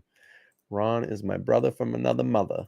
News. All right, Shannon, thank you very much. I want to take a live look right now. This is from one of our cameras at the Moscow Pullman Regional Airport tonight. We believe one of these lights right here of this plane up in the air on the right-hand side of your screen is the one carrying Bryan Kohberger. He is the suspect accused of murdering the 4 University of Idaho students. This is an aircraft that we have been tracking across the country all day today. We watched it make several stops in Indiana as well as South Dakota for refueling and whatnot to make sure that we knew as much about this aircraft as we could. We found out that it is owned by Pennsylvania State Police. This is the aircraft, again, that we believe Bryan Kohberger is on as he is being transported now from Pennsylvania back to Idaho to face 4 first-degree murder charges in the deaths of those 4 University of Idaho students. Yeah, it's interesting. Authorities not commenting. Anybody else wants to join the membership group, you can down there.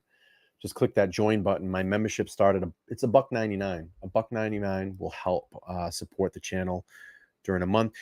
we're at 89 upvotes. If you haven't upvoted all already, it'd be awesome to get to 100 upvotes. That'll push the stream out further. So if you could just take 2 seconds, leave your DNA on that thumbs up button, I really would appreciate it. Yeah, I know. I got to get some merch together. I think I'm just going to do like coffee cups because that's usually the easiest thing to do. So maybe we'll get some coffee cups together. I'll do some designing of a coffee cup or something like that. T-shirts didn't do well. I sold a couple of coffee cups before, but maybe we'll get something together. Put like some new member coffee cups or something together. That would be cool. All right, we got just 10 more upvotes and we'll be at 100. That'd be great. On if in fact he is on this aircraft, but as you mentioned, we've been tracking this specific aircraft. According to the flight tracker data we have been monitoring, it is owned, as you mentioned, by Pennsylvania State Police, and we've watched it throughout the day make different stops across the country. Again, this is all happening because Kohberger decided to waive his right to extradition. That means he's not fighting extradition. He wanted to come back, according to a defense attorney, a public defender there in Pennsylvania, to essentially see what is inside those court documents that right now remain under seal. That is something that we will also be waiting anxiously to learn tomorrow. Once those documents are unsealed, that has to take place after his first court appearance in Idaho, which we believe will likely take place tomorrow morning.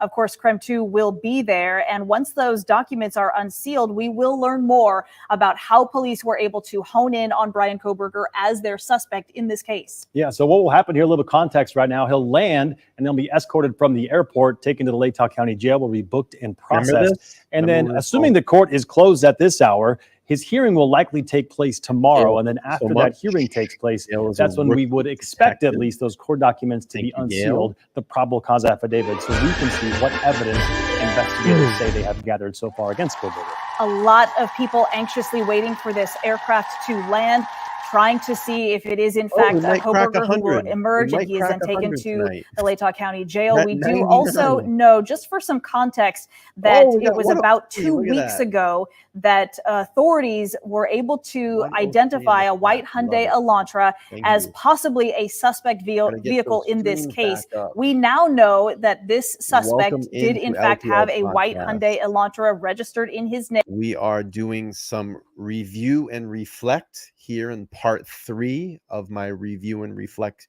series. It's been 293 days since that fateful day in November. And we're watching here back on January 4th, 2023, the extradition of Bryan C. Kohberger back to Moscow, Idaho, with his father from Washington to Pennsylvania. 2,000+ mile trip he was making during the holiday break there.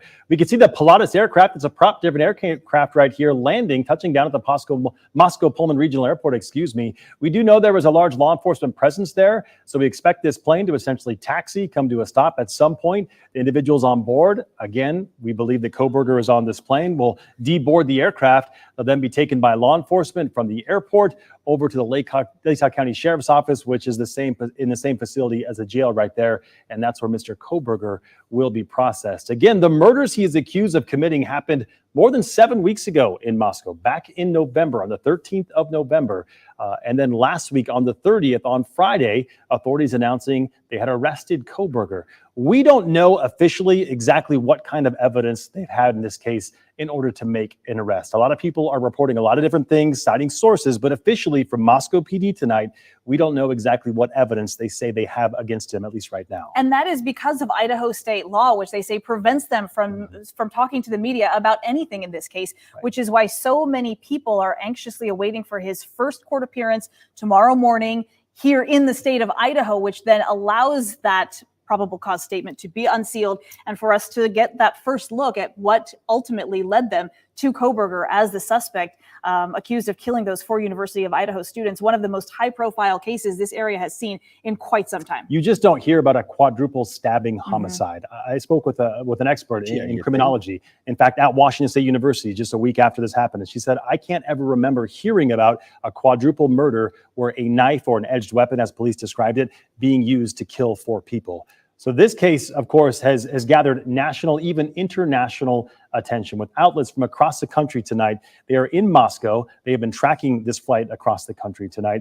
And we're, again, waiting to see Mr. Kohberger, we're presuming, on this flight right now. We know this plane is owned by the Pennsylvania State Police. It's been flying across the country since earlier today, starting in Pennsylvania, stopping in Illinois, stopping again in South Dakota, and now finally landing at the Moscow Pullman Regional Airport. You can see ground control right there kind of bringing them in. At some point, we expect this plane to stop, door to open, and the individuals to get out. And what we know about the suspect currently is he is a 28-year-old PhD doctoral student at Washington State University in the criminal justice program. We don't yet know what connection, if there is any connection, to those 4 murder victims. We don't yet know, what might have been a motive. That's, of course, one of the big unanswered questions in this case right now. But we do know from his past studies that he was a criminal justice student for his entire undergraduate studies, as well as his master's, which he did receive his master's degree at DeSales University in Pennsylvania. His family lives still in Pennsylvania, and that is where he was arrested, was at his parents' home. And if you're not familiar with this area, the University of Idaho, Moscow, Idaho, and Pullman separated by less than 10 miles. It is a short drive. Again, the crime happening in the overnight hours between the 12th and the 13th of November. At around noon, authorities got a call from another roommate who was inside the home on a cell phone, alerting authorities to the deceased individuals inside. And really, for several weeks, we didn't hear anything about any kind of potential suspect or really any leads. The biggest development came I think 4 or 5 weeks into this case when they announced they were searching for that white Hyundai. Again, that was a Hyundai Elantra they were searching for. We've seen from body camera footage that troopers and a deputy in Indiana both stopped that Hyundai on December 15th in Indiana for what they said the violation they stopped him for was following too closely. That was 2 weeks before he was eventually arrested on the 30th. So there are a lot of developments in this case. We're certainly trying to keep them all straight. We're going to stick with this shot to see if we can see the moment that the individuals get off this airplane. That's law enforcement right there. You can see standing by, waiting for them to get off of the plane. Oh, here they are. They're walking towards the aircraft right now. So we'll stick with this and see what we can see. It appears the door may be on the opposite side of the aircraft from what we can see right now. But again, this flight, it's been in the air since early this morning, leaving Pennsylvania, making a couple stops across the nation before just landing moments ago at the Moscow Pullman Regional Airport. And we do know all day long there has been an incredibly heavy police presence there at the airport, also at the jail, which is where we know he will be transported from the airport to the jail. We've also learned from the sheriff that they will do an initial assessment of the inmate to figure out where exactly he will be housed and under what conditions. We know that in Pennsylvania, he was under suicide watch. He was under constant supervision to make sure that he would be able to be assessed and that he would be able to be brought back to Idaho to face charges. So right now, we know that he left Pennsylvania this morning in Monroe County, which is where his family currently lives. And right now, it looks as though he has just landed. Those authorities anxiously awaiting the ability to bring him back to face those criminal charges. It has been a very lengthy investigation for the last 7 weeks, and they have been under a lot of pressure and a lot of scrutiny from people not. Our speculation, or my speculation, and a couple other creative speculation on the Payne interview was when he was arrested in Pennsylvania. We believe that Payne went there, interviewed him, and he lawyered up within about 15 minutes, and then asked to be extradited back to Idaho so he could be exonerated. Not just in the Moscow Pullman community, but way beyond. Let's take this shot full if we can of the plane, because I believe we can see him right there in the red jumpsuit right there. That's what he was wearing yesterday in court, the red. And it appears he's being escorted by deputies to a car right there. Bryan Kohberger, the man accused of killing 4 University of Idaho students, now on the ground right now at the Moscow Pullman Regional Airport. Appears he's been loading into a police SUV. Again, from here, he'll be taken over to the Latah County Jail where he'll be processed. And we would assume that he'll face a judge for his initial arraignment tomorrow, sometime tomorrow, because again, it's 6:30 in the evening. The court there closes, I believe, at 4:30. So the crews have already gone home from the courthouse. So that hearing will likely take place tomorrow. And then after that hearing, at some point after that, we would expect to have those probable cause documents unsealed So we'll get a look finally at the evidence they say they have in this case. A lot of different jurisdictional agencies have been involved in this. We know, obviously, Idaho State Police here locally, the Moscow Police. We also know the FBI was involved, and now Pennsylvania State Police also with the task of transporting him back to Idaho to make this exchange so that he can face those 4 first-degree murder charges, as well as at least 1 additional charge of burglary with the intent to commit a felony. And of course, we again are waiting for those documents to be unsealed in the morning after he is able to have his first court appearance in the state of Idaho. Because of Idaho state law, that is when those documents can be unsealed, and we will learn more about the evidence that Moscow Police and the FBI and Idaho State Police have been able to put together that linked this suspect to those 4 murders that happened 7 weeks ago now. You're watching live footage. If you're just joining us right now, the plane carrying Bryan Kohberger, the man accused of killing 4 University of Idaho students, just landed within the past few minutes at the Moscow Pullman Regional Airport. Mr. Kohberger deboarded the plane. He's being loaded into the back of what appears to be a police SUV right now. So, Michael, I think just with the given situation, if you're someone that is being charged with a quadruple homicide, it's probably just what do they call that? It's probably just formality that they would watch him under a suicide watch, knowing that he's in Pennsylvania, that he's most likely going to be extradited back to Idaho and face, the consequences there. So this would probably be, formality in that. I mean, I've heard of people under suicide watch for lesser crimes than that. And from here, he'll be taken to the Latah County Jail to be processed. But really just a remarkable turn of events in the last really less than week. It's been 7 weeks since the murders, nothing about a suspect. Then on Friday, all of a sudden, police announcing they do have a suspect. They had arrested that person, Bryan Kohberger, 28 years old.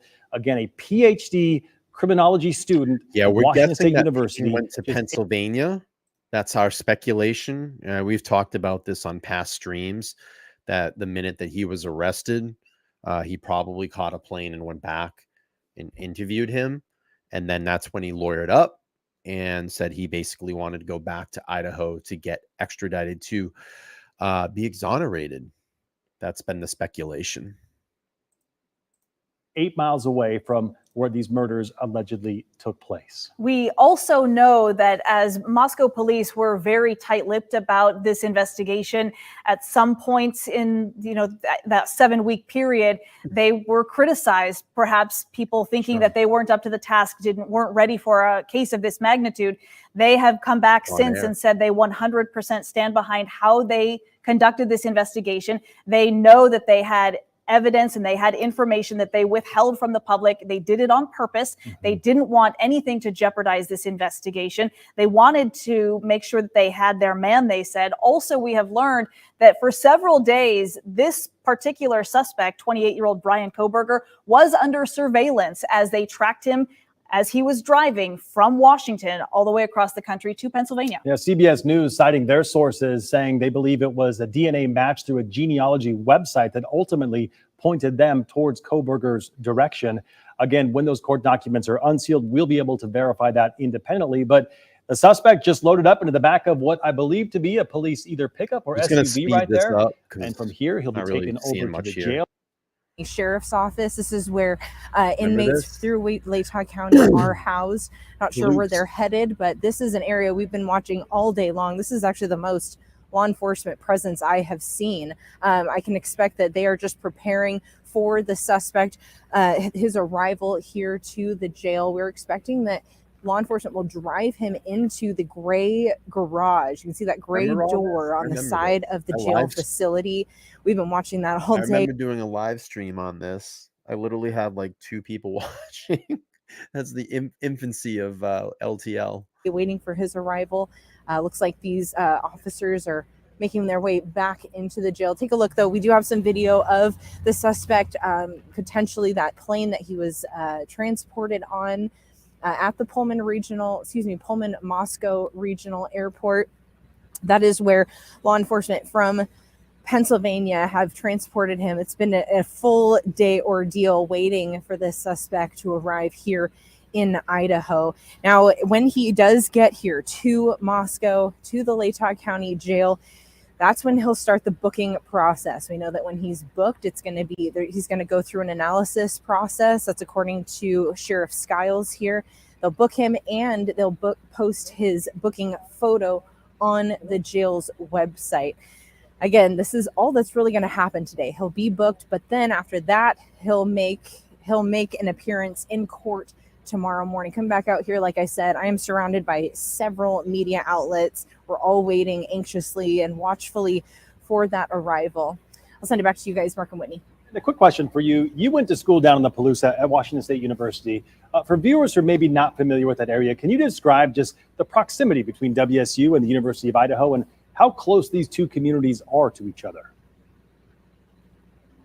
Oh gosh, I mean, as a former WSU student, we would come to Moscow on the weekends. It's just a short jaunt, a donkey ride, really, from Pullman. The communities are so close. I covered several stories as a student reporter for Moscow City Hall. You can tell that they're very closely connected, just as Pullman and Washington State University is.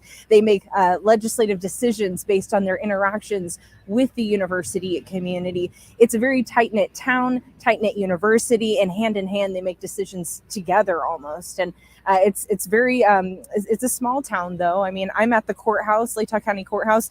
Just walking down the hill puts me at the main strip for downtown, and a couple blocks north from me is City Hall. So everything's pretty close knit, even geographically as well. You have also been in close contact with law enforcement there in Latah County throughout this entire investigation, as well as today. You touched on it a little bit, but tell us more about what you know about the process that he will be going through tonight as they process him to become an inmate there at the jail. Yeah, it's a question that I've seen on social media from a lot of people highly interested in this case. So again, once the suspect arrives here, he'll be booked. They'll go through an analyst process to figure out what's the best condition or best situation to put him in. Once he's put into the jail, they'll get his booking photo. I think a lot of the material that's in this Creme 2, and like I said, Creme 2 has crushed it. They're local news. So you're getting, it's not national news that are just whipping a bunch of bullshit together to get people to watch them. This is local. They're there, they're there. And you're getting, non-national news reporters that are just giving you straightforward news, not this like chalked up bullshit that they put on, the national news, CNN, Fox, all those big major news stations. I enjoy News Nation. I know they're a bit left leaning. But I don't mind them. Fox News is a little crazy. CNN I won't watch. I don't even really watch mainstream news at all. But I like local news when things are happening, because you're going to get, the truest, realist story of what's going on in the area, because these people know that area. They're in and around there. It's not like, they're flying in and there's no hate on Brian Entin, because I love Brian Entin and he does amazing journalistic work. And you can tell that he studies the area before he goes there, knows what he's talking about before he goes there. But let's just say this, they're not flying in, I don't know, Bob Smith out of a national news station to go down there and report on the ground where he has no idea where he is. Or Sally Sue or whatever, and they have no idea where they are. These are local news reporters, and you're going to get, a more real feeling to the story. And Creme 2 crushed it. They absolutely crushed it. So good stuff. I love it.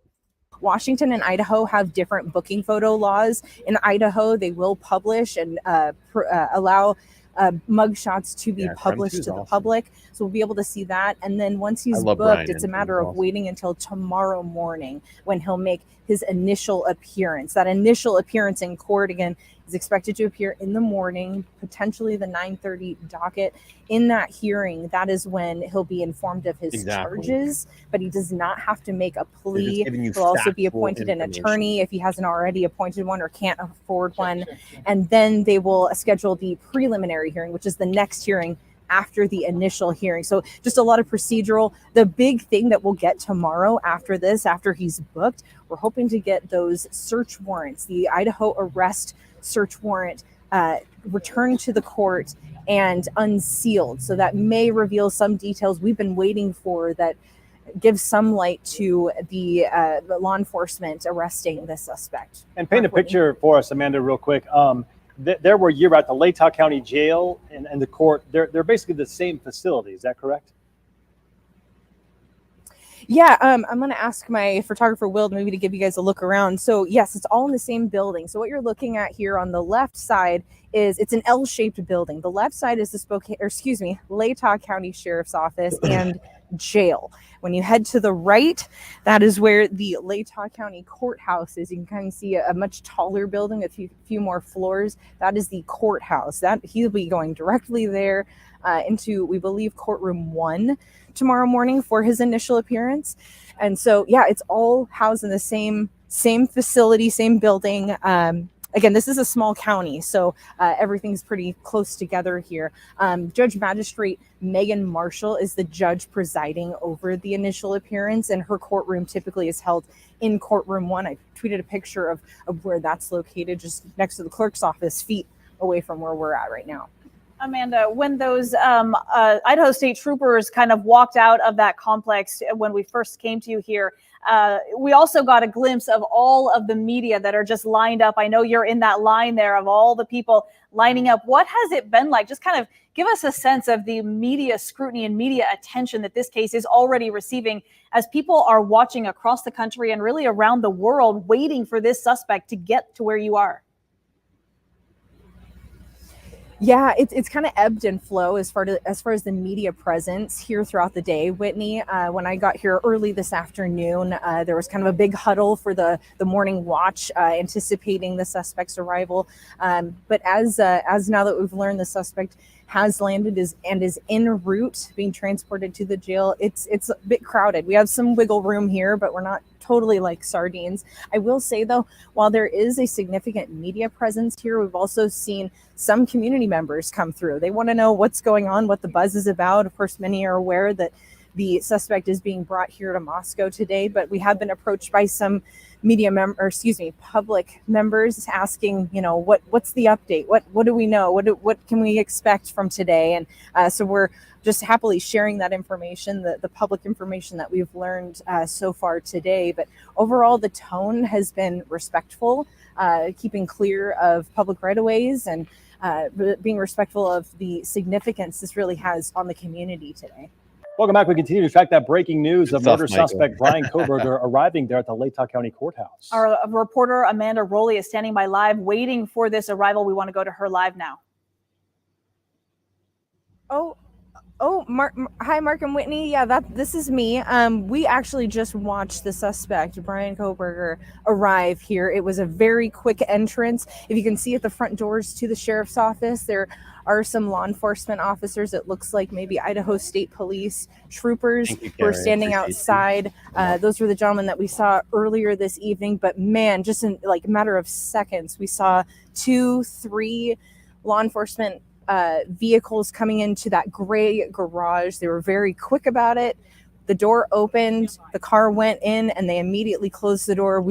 I'm just curious if there's been some conversation behind the scenes, because I see a lot of my people that used to be in here are just not in here anymore, and they go over and hang out on other streams. I'm just curious. Maybe you all have heard something. But anyway, I digress. We'll keep playing through. Didn't really even get a glimpse of the occupants of the vehicle. That one vehicle that went in the garage, and another patrol car remained outside and has now pulled off. Again, we do see law enforcement standing outside the main entrance.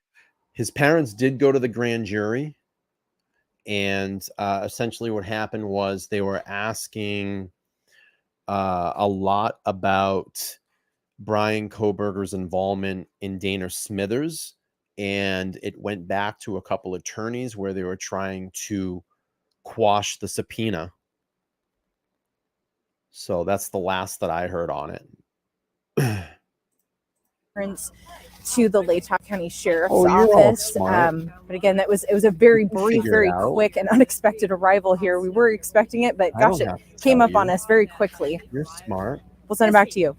Amanda, this does seem to just kind of demonstrate the law enforcement presence at every step of this process, how many different agencies are involved and how carefully they are handling this transfer of a prisoner and how much they want to do this by the book so as to not jeopardize any aspect of this investigation. As they have said, the only way to really honor the 4 victims who were murdered, since they cannot come back, they cannot be brought back, that to have a successful prosecution is the only way they can do that. You are certainly seeing, I think it looks like a heightened level of law enforcement presence.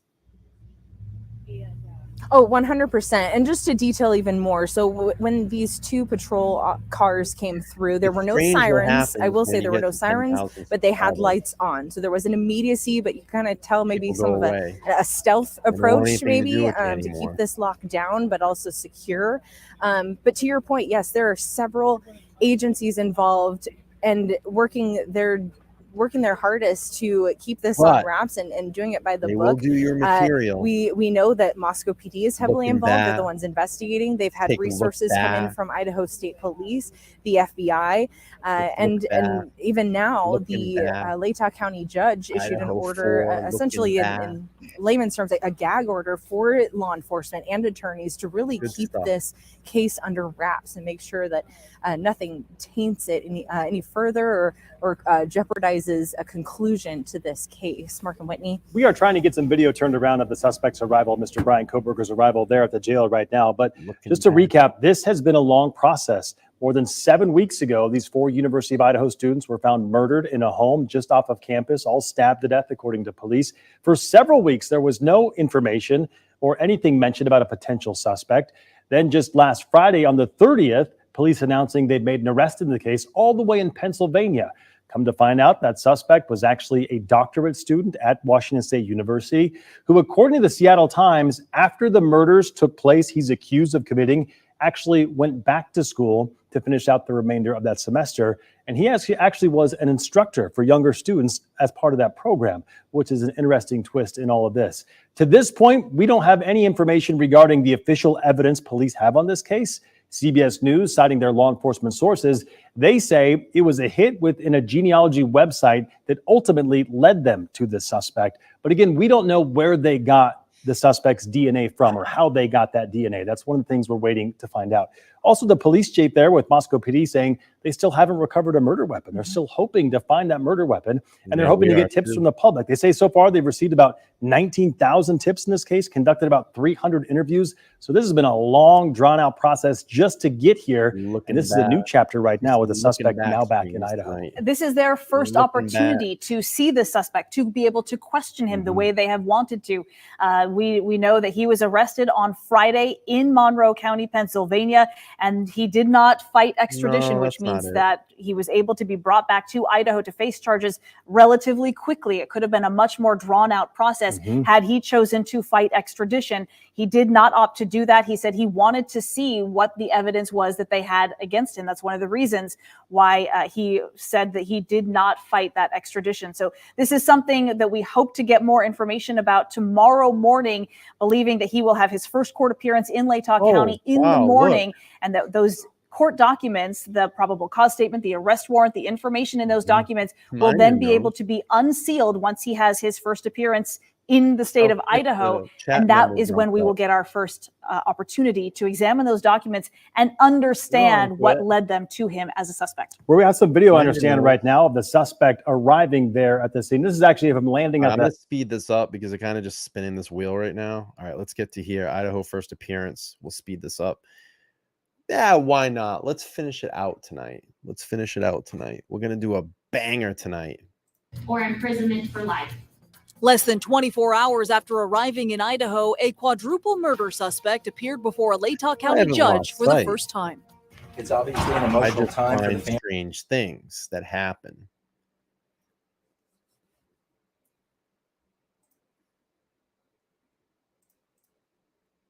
Just strange things happen. Family seeing the defendant for the first time. With the suspect in Moscow, court records are now unsealed, revealing shocking new details about the hours during the night of the murder.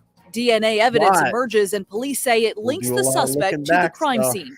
Tonight, in our commitment to bring you more, we talk with an expert in genealogy about the role DNA will play in this case. We are indeed shedding our DNA everywhere we go. We have Sure in-depth are. team coverage outlining the details we know at this hour and where the case goes from here. Nearly 2 Rising months after those knows. murders, a suspect in the case made his first court appearance in Idaho after waiving extradition in a Pennsylvania court. knows what I'm talking Following his about. appearance here in Idaho today, new court documents were released banger. unveiling a timeline of what police believe happened the early morning hours that murder was committed. This comes less than 15 hours after the suspect touched down on the Shit, I ain't Palouse sleeping. last I gotta night work. and was booked into the Latah County Jail. And we are bringing you team coverage here on Creme 2 tonight. We have crews Cindy down in in the Moscow house. and Pullman as we bring you more to every story. We're breaking down the new timelines of that evening and talking with experts about this case. Let's begin tonight with Creme 2's Amanda Rowley, who is in Latah County at the courthouse to recap the suspect's first appearance today. This initial appearance was very quick, and the courtroom was completely full of members of the media. But sitting in the front row was the family of Kaylee Gonsalves, one of the murdered University of Idaho students. Now, during the hearing, the suspect showed no emotion and said very little, meaning really he good only coverage. responded to questions the judge had for him. The man accused of murdering 4 University of Idaho students appeared for the first time in Idaho court. Bryan Kohberger is charged with 1 count of burglary and 4 counts of murder. In his initial appearance hearing, the magistrate judge read through each of those Megan charges. Marshall. Do you understand? Yes. The max penalty for each count of murder in the first degree is death or life in prison. Kootenai County's chief public defender, Ann Taylor, is representing the suspect. She was also the defense attorney in a high-profile case 17 years ago in North Idaho. Jonathan Ellington went to trial twice in a fatal road rage case and was eventually found guilty of murder and aggravated battery. I have court-appointed counsel. Kohberger's attorney argued against him being held in jail without bond, but Latah County prosecutor Bill Why do I always get the feeling like this dude loves this process? He's loving it. Am I right about that? Always sounds like he's loving the process. Bill Thompson told the judge Idaho law does not entitle the suspect to a bond because of the charges against him, adding that he was arrested across the country from Moscow. The judge decided Kohberger will remain in jail without bail. She also gave the suspect a no-contact order, which prohibits him from having any contact with the victims' families, friends, and the surviving roommates. Shortly after the hearing this morning, the attorney representing What the fuck is going on here? Helena, sorry, I haven't been on live chats. Got attacked and beaten. It's 4:30 a.m. here. Can't sleep with pain and panic attacks. What the fuck, man? What's going on, Helena? Do you need some help? What the fuck? That's not cool. Are you okay?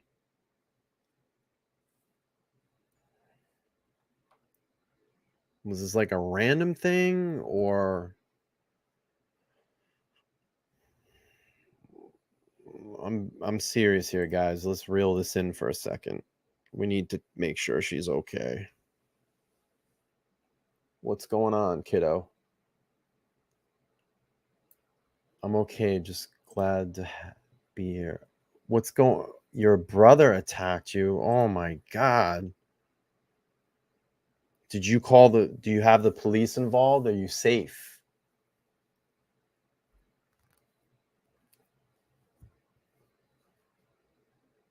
Let's make sure she's okay. Let's reel this in for a second, guys. And ladies, let's make sure she's okay. Are you safe? We need to make sure you're safe. Just let us know that you're safe. If not, we'll try to get you some help. All right. At a friend's house safe. Okay, good. All right. Is there anything we can do to help? Do you need any help?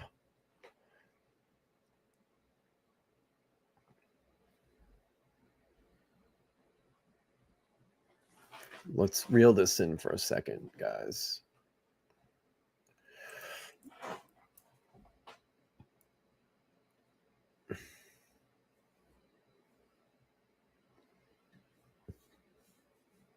We'll wait for her to chat. Is there anything we can do to help? Let us know.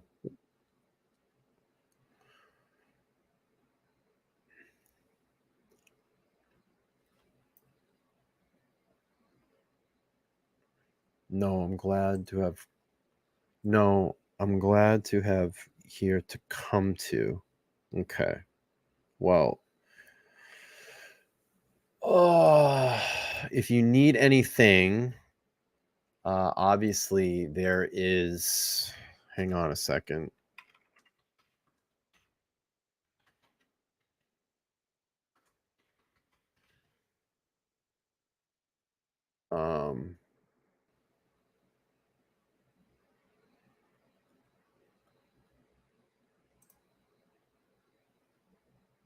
If you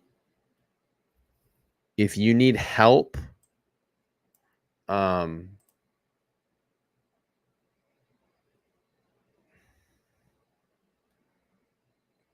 a crisis hotline. I'm going to drop this in the chat. If you need someone to talk to, that's a crisis hotline. That's for suicide and crisis. And it's free. It's 24 hours a day. It is confidential. Let's pull this up. It's here. And you can just talk to someone and they can get you help if you need that. But if there's anything that you need, you let us know. In all seriousness, because we need to make sure you're okay.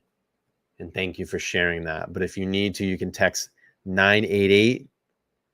That's someone that you can talk to get you some resources and some help that may be available in your area. If you don't have that option, then I would just say to maybe go to your local police department, because there is help and you can get help. And we want to make sure that your health and safety is okay. So text 988 if you need resources. And again, you can also call your local police department. They can probably put you in touch with some crime intervention. But like, out of all seriousness, though, you need to make sure you're okay. Yeah, absolutely. No, everybody else. I just want to make sure she's okay. Have you spoken to the police?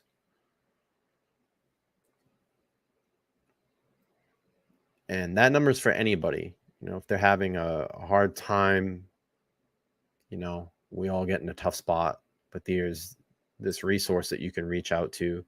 Suicide and Crisis Lifeline, text 988, or you can go right on this, and I'll drop it in the chat. You can go right on there, and you can just go right into this link that says chat with a lifeline. If you need Spanish, Spanish is right to the right. If you have hearing impaired, and if you're a veteran, you can go right here as well. There's also a disaster distress helpline as well. But we just need to make sure that you're okay. And thank you for letting us know that we can get this number out to someone and maybe some other people that are in the stream that are having a hard time. But there's probably some domestic violence as well, hotlines that you can reach out to, a national hotline.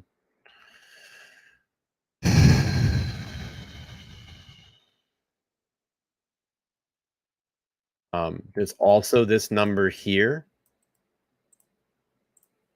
I'm going to drop that in the chat. This is a 800 number for National Domestic Violence Hotline. They should be able to get you someone to talk to or some resources as well, because it's very, very important. And there is a website for that as well.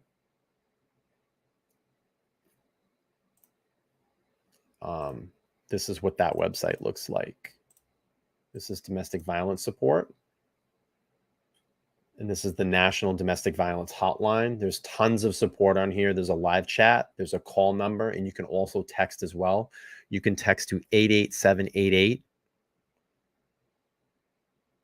and it's confidential, and these are national sites. There's live chat. You'll be able to get with someone that can get you some help. If that's not enough, reach out to one of us. Maybe we can help you. But this should give you some good resources on these sites. And I'll drop that link in the chat if you need to go to it. That's for the National Domestic Violence Hotline.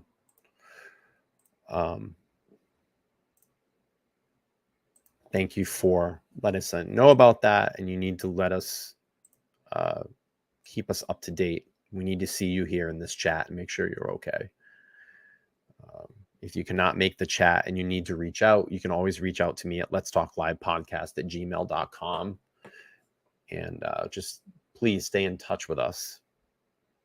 All right, let's finish this up. We got about another 20 minutes, and then we're going to end this stream. We'll send some prayers out to Helena this evening. Make sure she's okay. Gonzalez family commented on their behalf. It's obviously an emotional time for the family, seeing the defendant for the first time. This is the beginning of the criminal justice system, and the family will be here for the long haul. Today, I also checked in at Mad Greek, the restaurant where Madison Mogan and Xana Kernodle worked. The staff say they do not recognize the murder suspect or recall serving him. Now, here's what we can expect in the upcoming court proceedings. A status hearing is scheduled for next Thursday at 10 a.m., and this is at the request. Yeah, are you in the U.S.? She might not be in the U.S. I think she's from overseas, London or Scotland, maybe. Where are you from? I'm in Ireland. Okay. Is there anybody from Ireland that might be able to get her some resources? Shit, I wish she was from here. Hang on a second.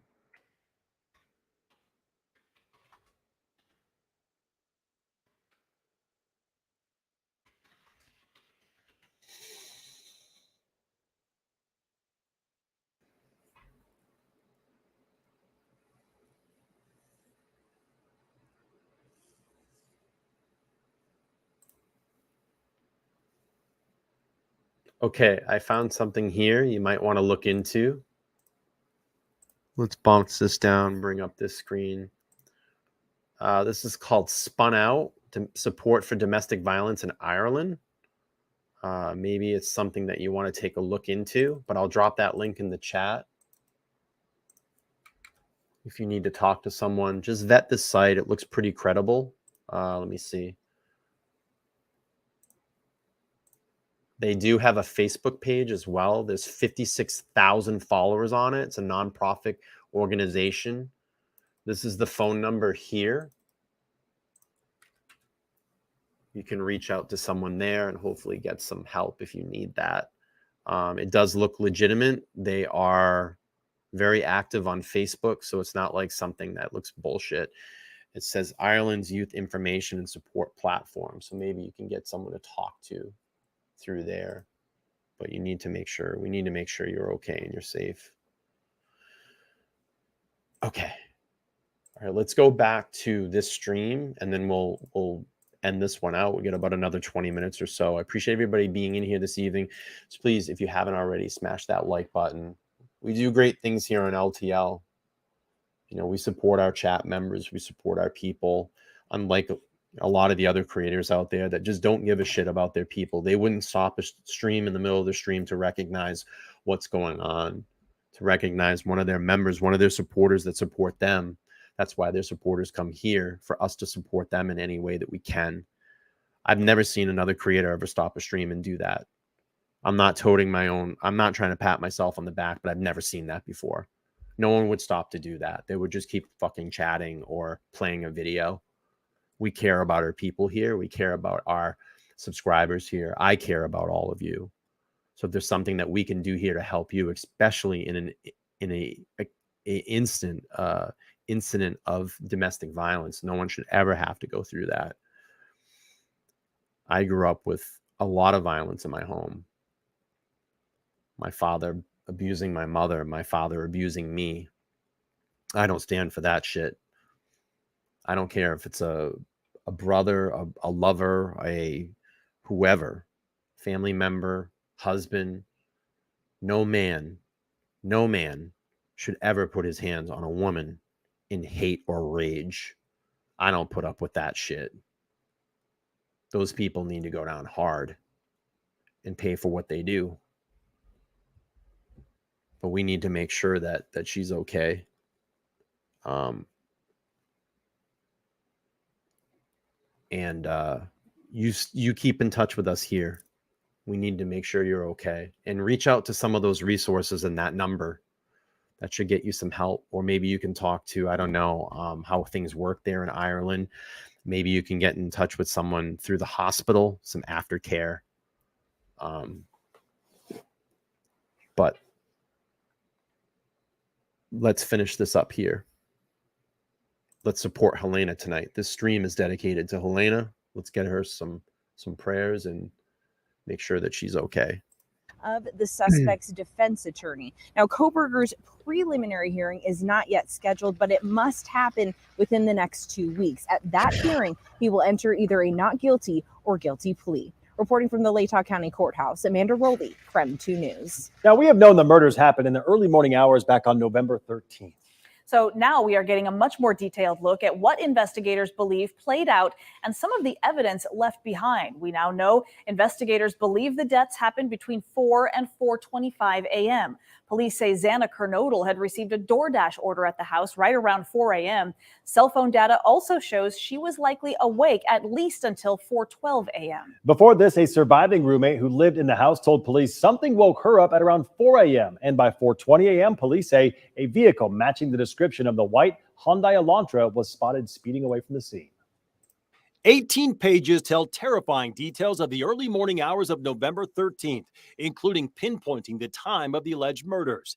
The affidavit also describes how forensic evidence and video brought into focus a suspect and his movements before and after the crime. But some of the most startling information comes from one of the two survivors inside the home at the time of the murders. In the document, the roommates are not identified by name. Both roommates telling authorities the 4 victims were all home by 2 a.m. and in their rooms by about 4. But the document also tells the story of how one survivor reported coming face to face with the suspect. One of the surviving roommates told investigators that at about 4 a.m. in her room on the second floor, a noise awoke her. She thought it sounded like Kaylee Gonzalez playing with her dog on the third floor. A short time later, the roommate said she thought she heard Gonzalez say something to the effect of, "There's someone here." Next, court documents show she opened her door but didn't see anything. Authorities say it could have been Xana Kernodle talking as she was on TikTok at approximately 4:12 and still awake. The roommate then stated she opened the door a second time after hearing what she thought was crying coming from Kernodle's room. She explained she heard a male voice say something to the effect of, "It's okay, I'm going to help you." About 5 minutes later at 4:17, a nearby security camera picked up audio of what sounds like voices or a whimper, followed by a loud thud. Also, a dog can be heard barking numerous times. The roommate states she then opened the door for a third time after she heard crying and then saw what she described as a figure clad in black clothing and wearing a mask that covered his mouth and nose. She told authorities the man walked right toward her. She described him as being about 5 feet 10 inches tall, not very muscular, but athletically built with bushy eyebrows. She stood in what she described in the document as a frozen shock phase.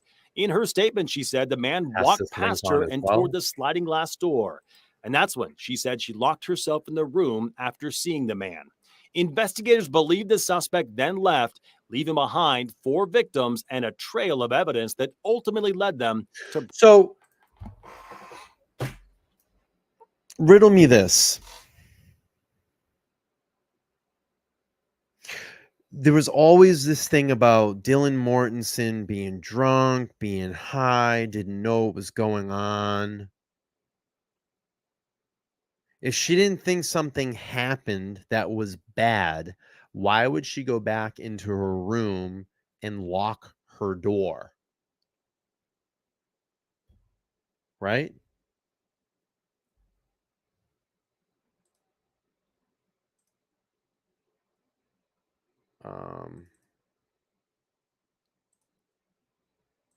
And again, I mean, we can sit here and debate that 1,000 times over, but there's another link there for you, Helena. All right, let's keep playing through. Bryan Kohberger. According to Moscow police, the initial 911 call was made 8 hours later at 11:58 a.m. on Sunday, November 13th. On that morning, one of the surviving roommates asked some of their friends to come to the house because they believed one of the second floor victims had passed out and was not waking up. Also released in that affidavit today, our first confirmation from police that a suspect DNA profile was found at the scene. Creme 2 Shannon Mowdy breaks down what we have learned about that piece of evidence, Shannon, and how it led to Kohberger. Shannon? From that 18-page document publicly released just hours ago, we learned police found a knife sheath on the bed next to Madison Mogen. That is a piece of evidence that held a minuscule clue with huge significance. For the first time, police have confirmed the role DNA played in identifying their suspect, Bryan Kohberger. The 18-page affidavit says Idaho's state lab found a single source of male DNA, labeled suspect profile, on the button snap of a knife sheath left at the crime scene. The reason DNA is so compelling is because it is a unique signature. Unless you have an identical twin, no one has your exact DNA. Cece Moore is the chief genetic genealogist with Parabon. She pioneered the genetic technology used in solving cases like the Golden State Killer. The techniques can crack a case with a tiny sample of DNA. Based on the affidavit in this case, it looks like touch DNA is likely what they had to work with. That's just skin cells. Kohberger's affidavit Just shows 3 days skin before cells. his That's arrest, just December skin cells. 27th, Pennsylvania agents took trash from his parents' home in Albrightsville. The Supreme Court, the federal Supreme Court, has ruled that when we throw something away, we are abandoning that. So we are abandoning our DNA everywhere we go.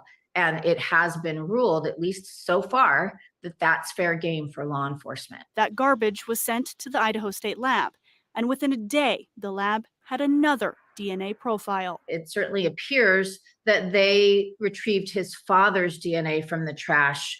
Investigators report at least 99.9998% of the male population would be expected to be excluded from the possibility of being the suspect's biological father. So can you break that down for me? Those are the ones that we hear in court. Those are the ones we hear law enforcement using as evidence that there's a 1 in huge number chance that anybody else could be that DNA contributor or be the parent of that DNA contributor.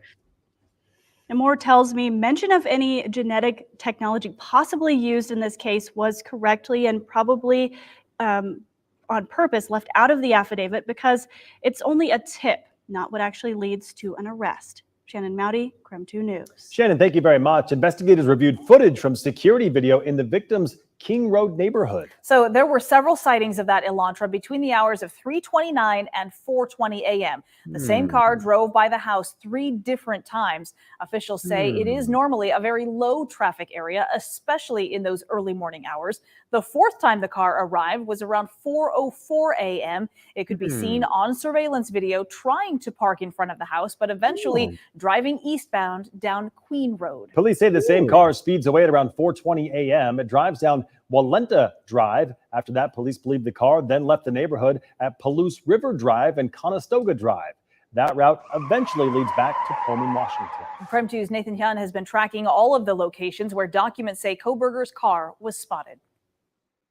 Yeah, that's right, guys. I'm here at Bryan Kohberger's apartment in Pullman, and we learned from the court documents revealed today, police gathered surveillance video that they believe tied Kohberger to multiple locations in Moscow and Pullman.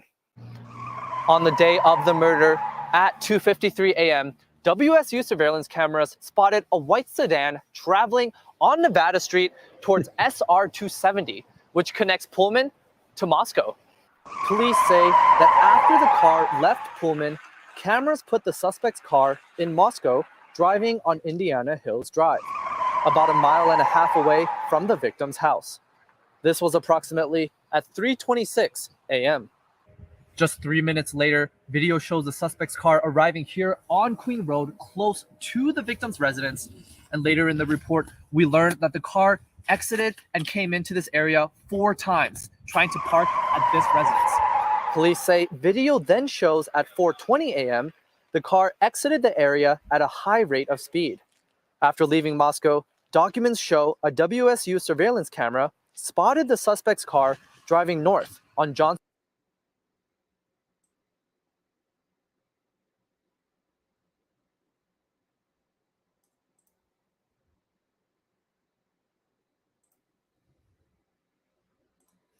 Let's take a look and see if we see any cameras.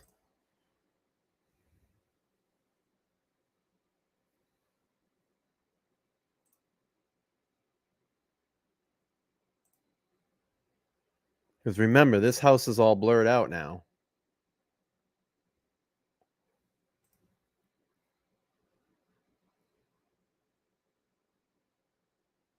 I don't see any cameras yet. Let's see.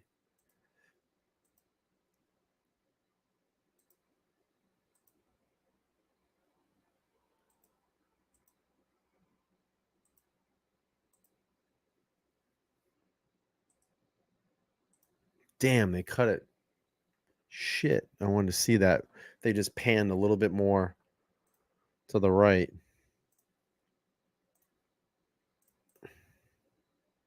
Police say video then shows at 4:20 a.m. the car exited the area at a high rate of speed. After leaving Moscow, documents show a WSU surveillance camera spotted the suspect's car driving north on Johnson Road at approximately 5:25 a.m. The affidavit says that 5:27 a.m. is one of the last times a camera spotted the white Elantra on the day of the murder, right here at Stadium and Cougar Way. We also learned from the affidavit that Pullman police tracked down the suspect's car to these apartments right here on November 25th. And when Pullman police tracked the plates on that car, Bryan Kohberger appeared as the registered owner. In Pullman, Nathan Hun, Creme 2 News. Since the murders on November 13th and in the weeks following, police say they combed through hours of video evidence and received thousands of tips. And today we have learned police may have been closer to catching a suspected killer than we originally thought. Creme 2's Janelle Finch is joining us from the newsroom now with a breakdown of what police knew and when compared to what they were telling the public.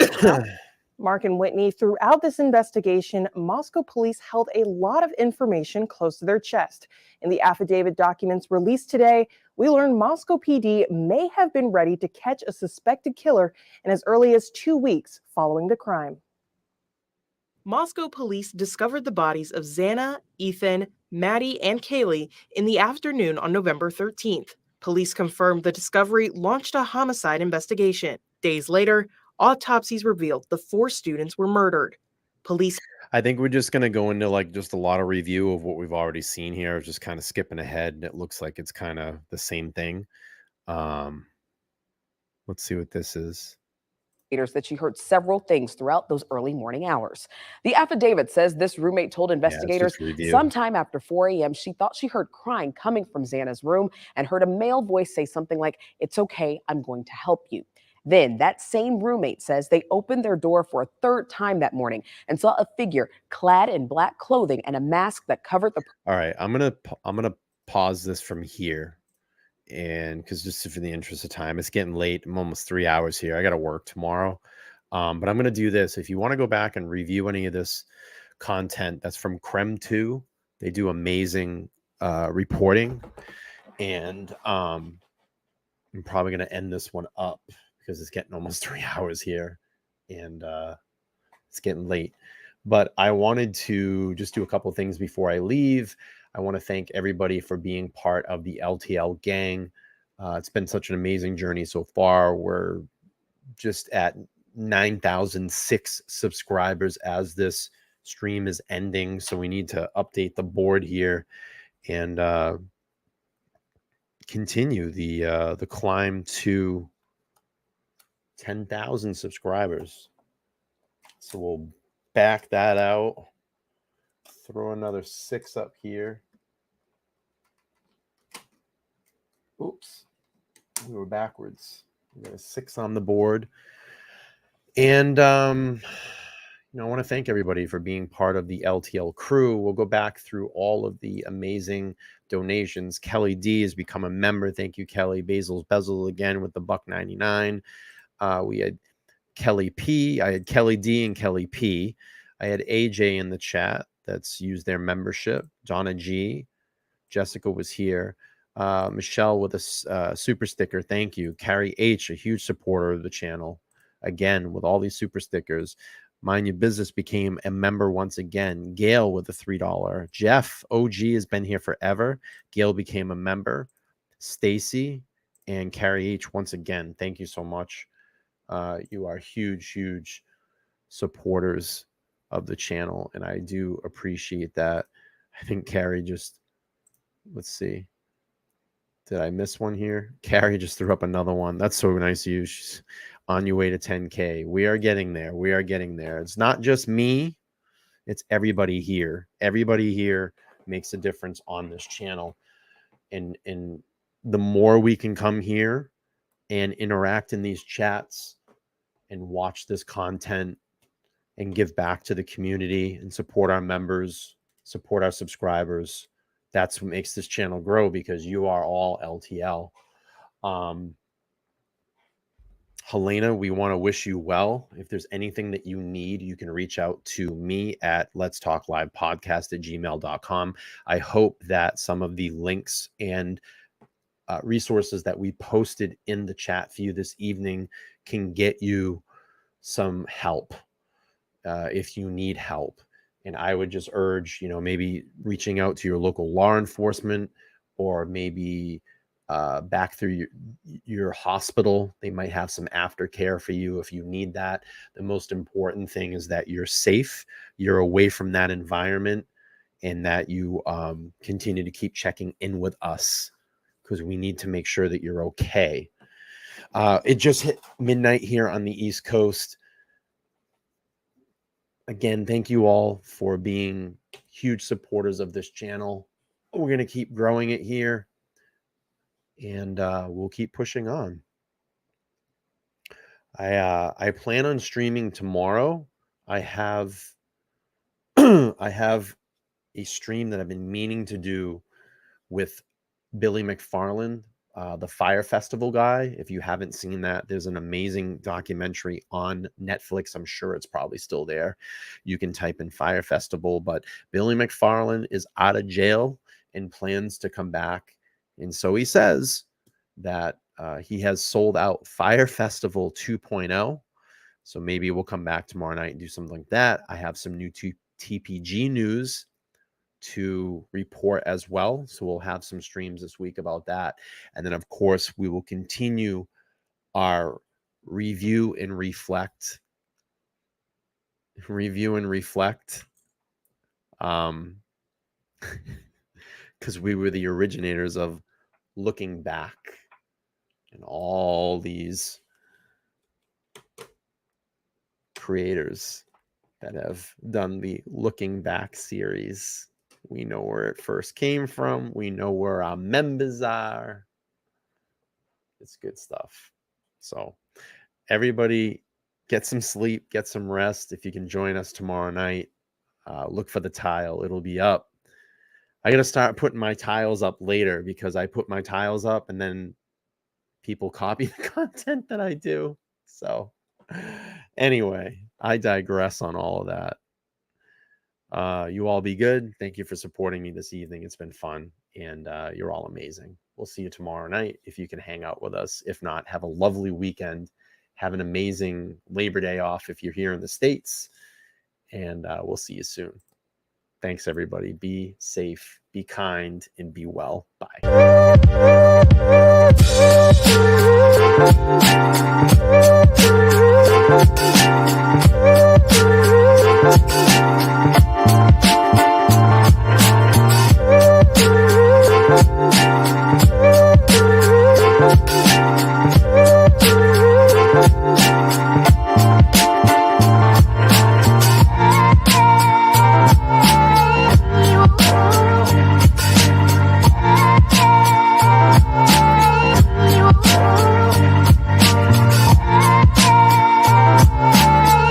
You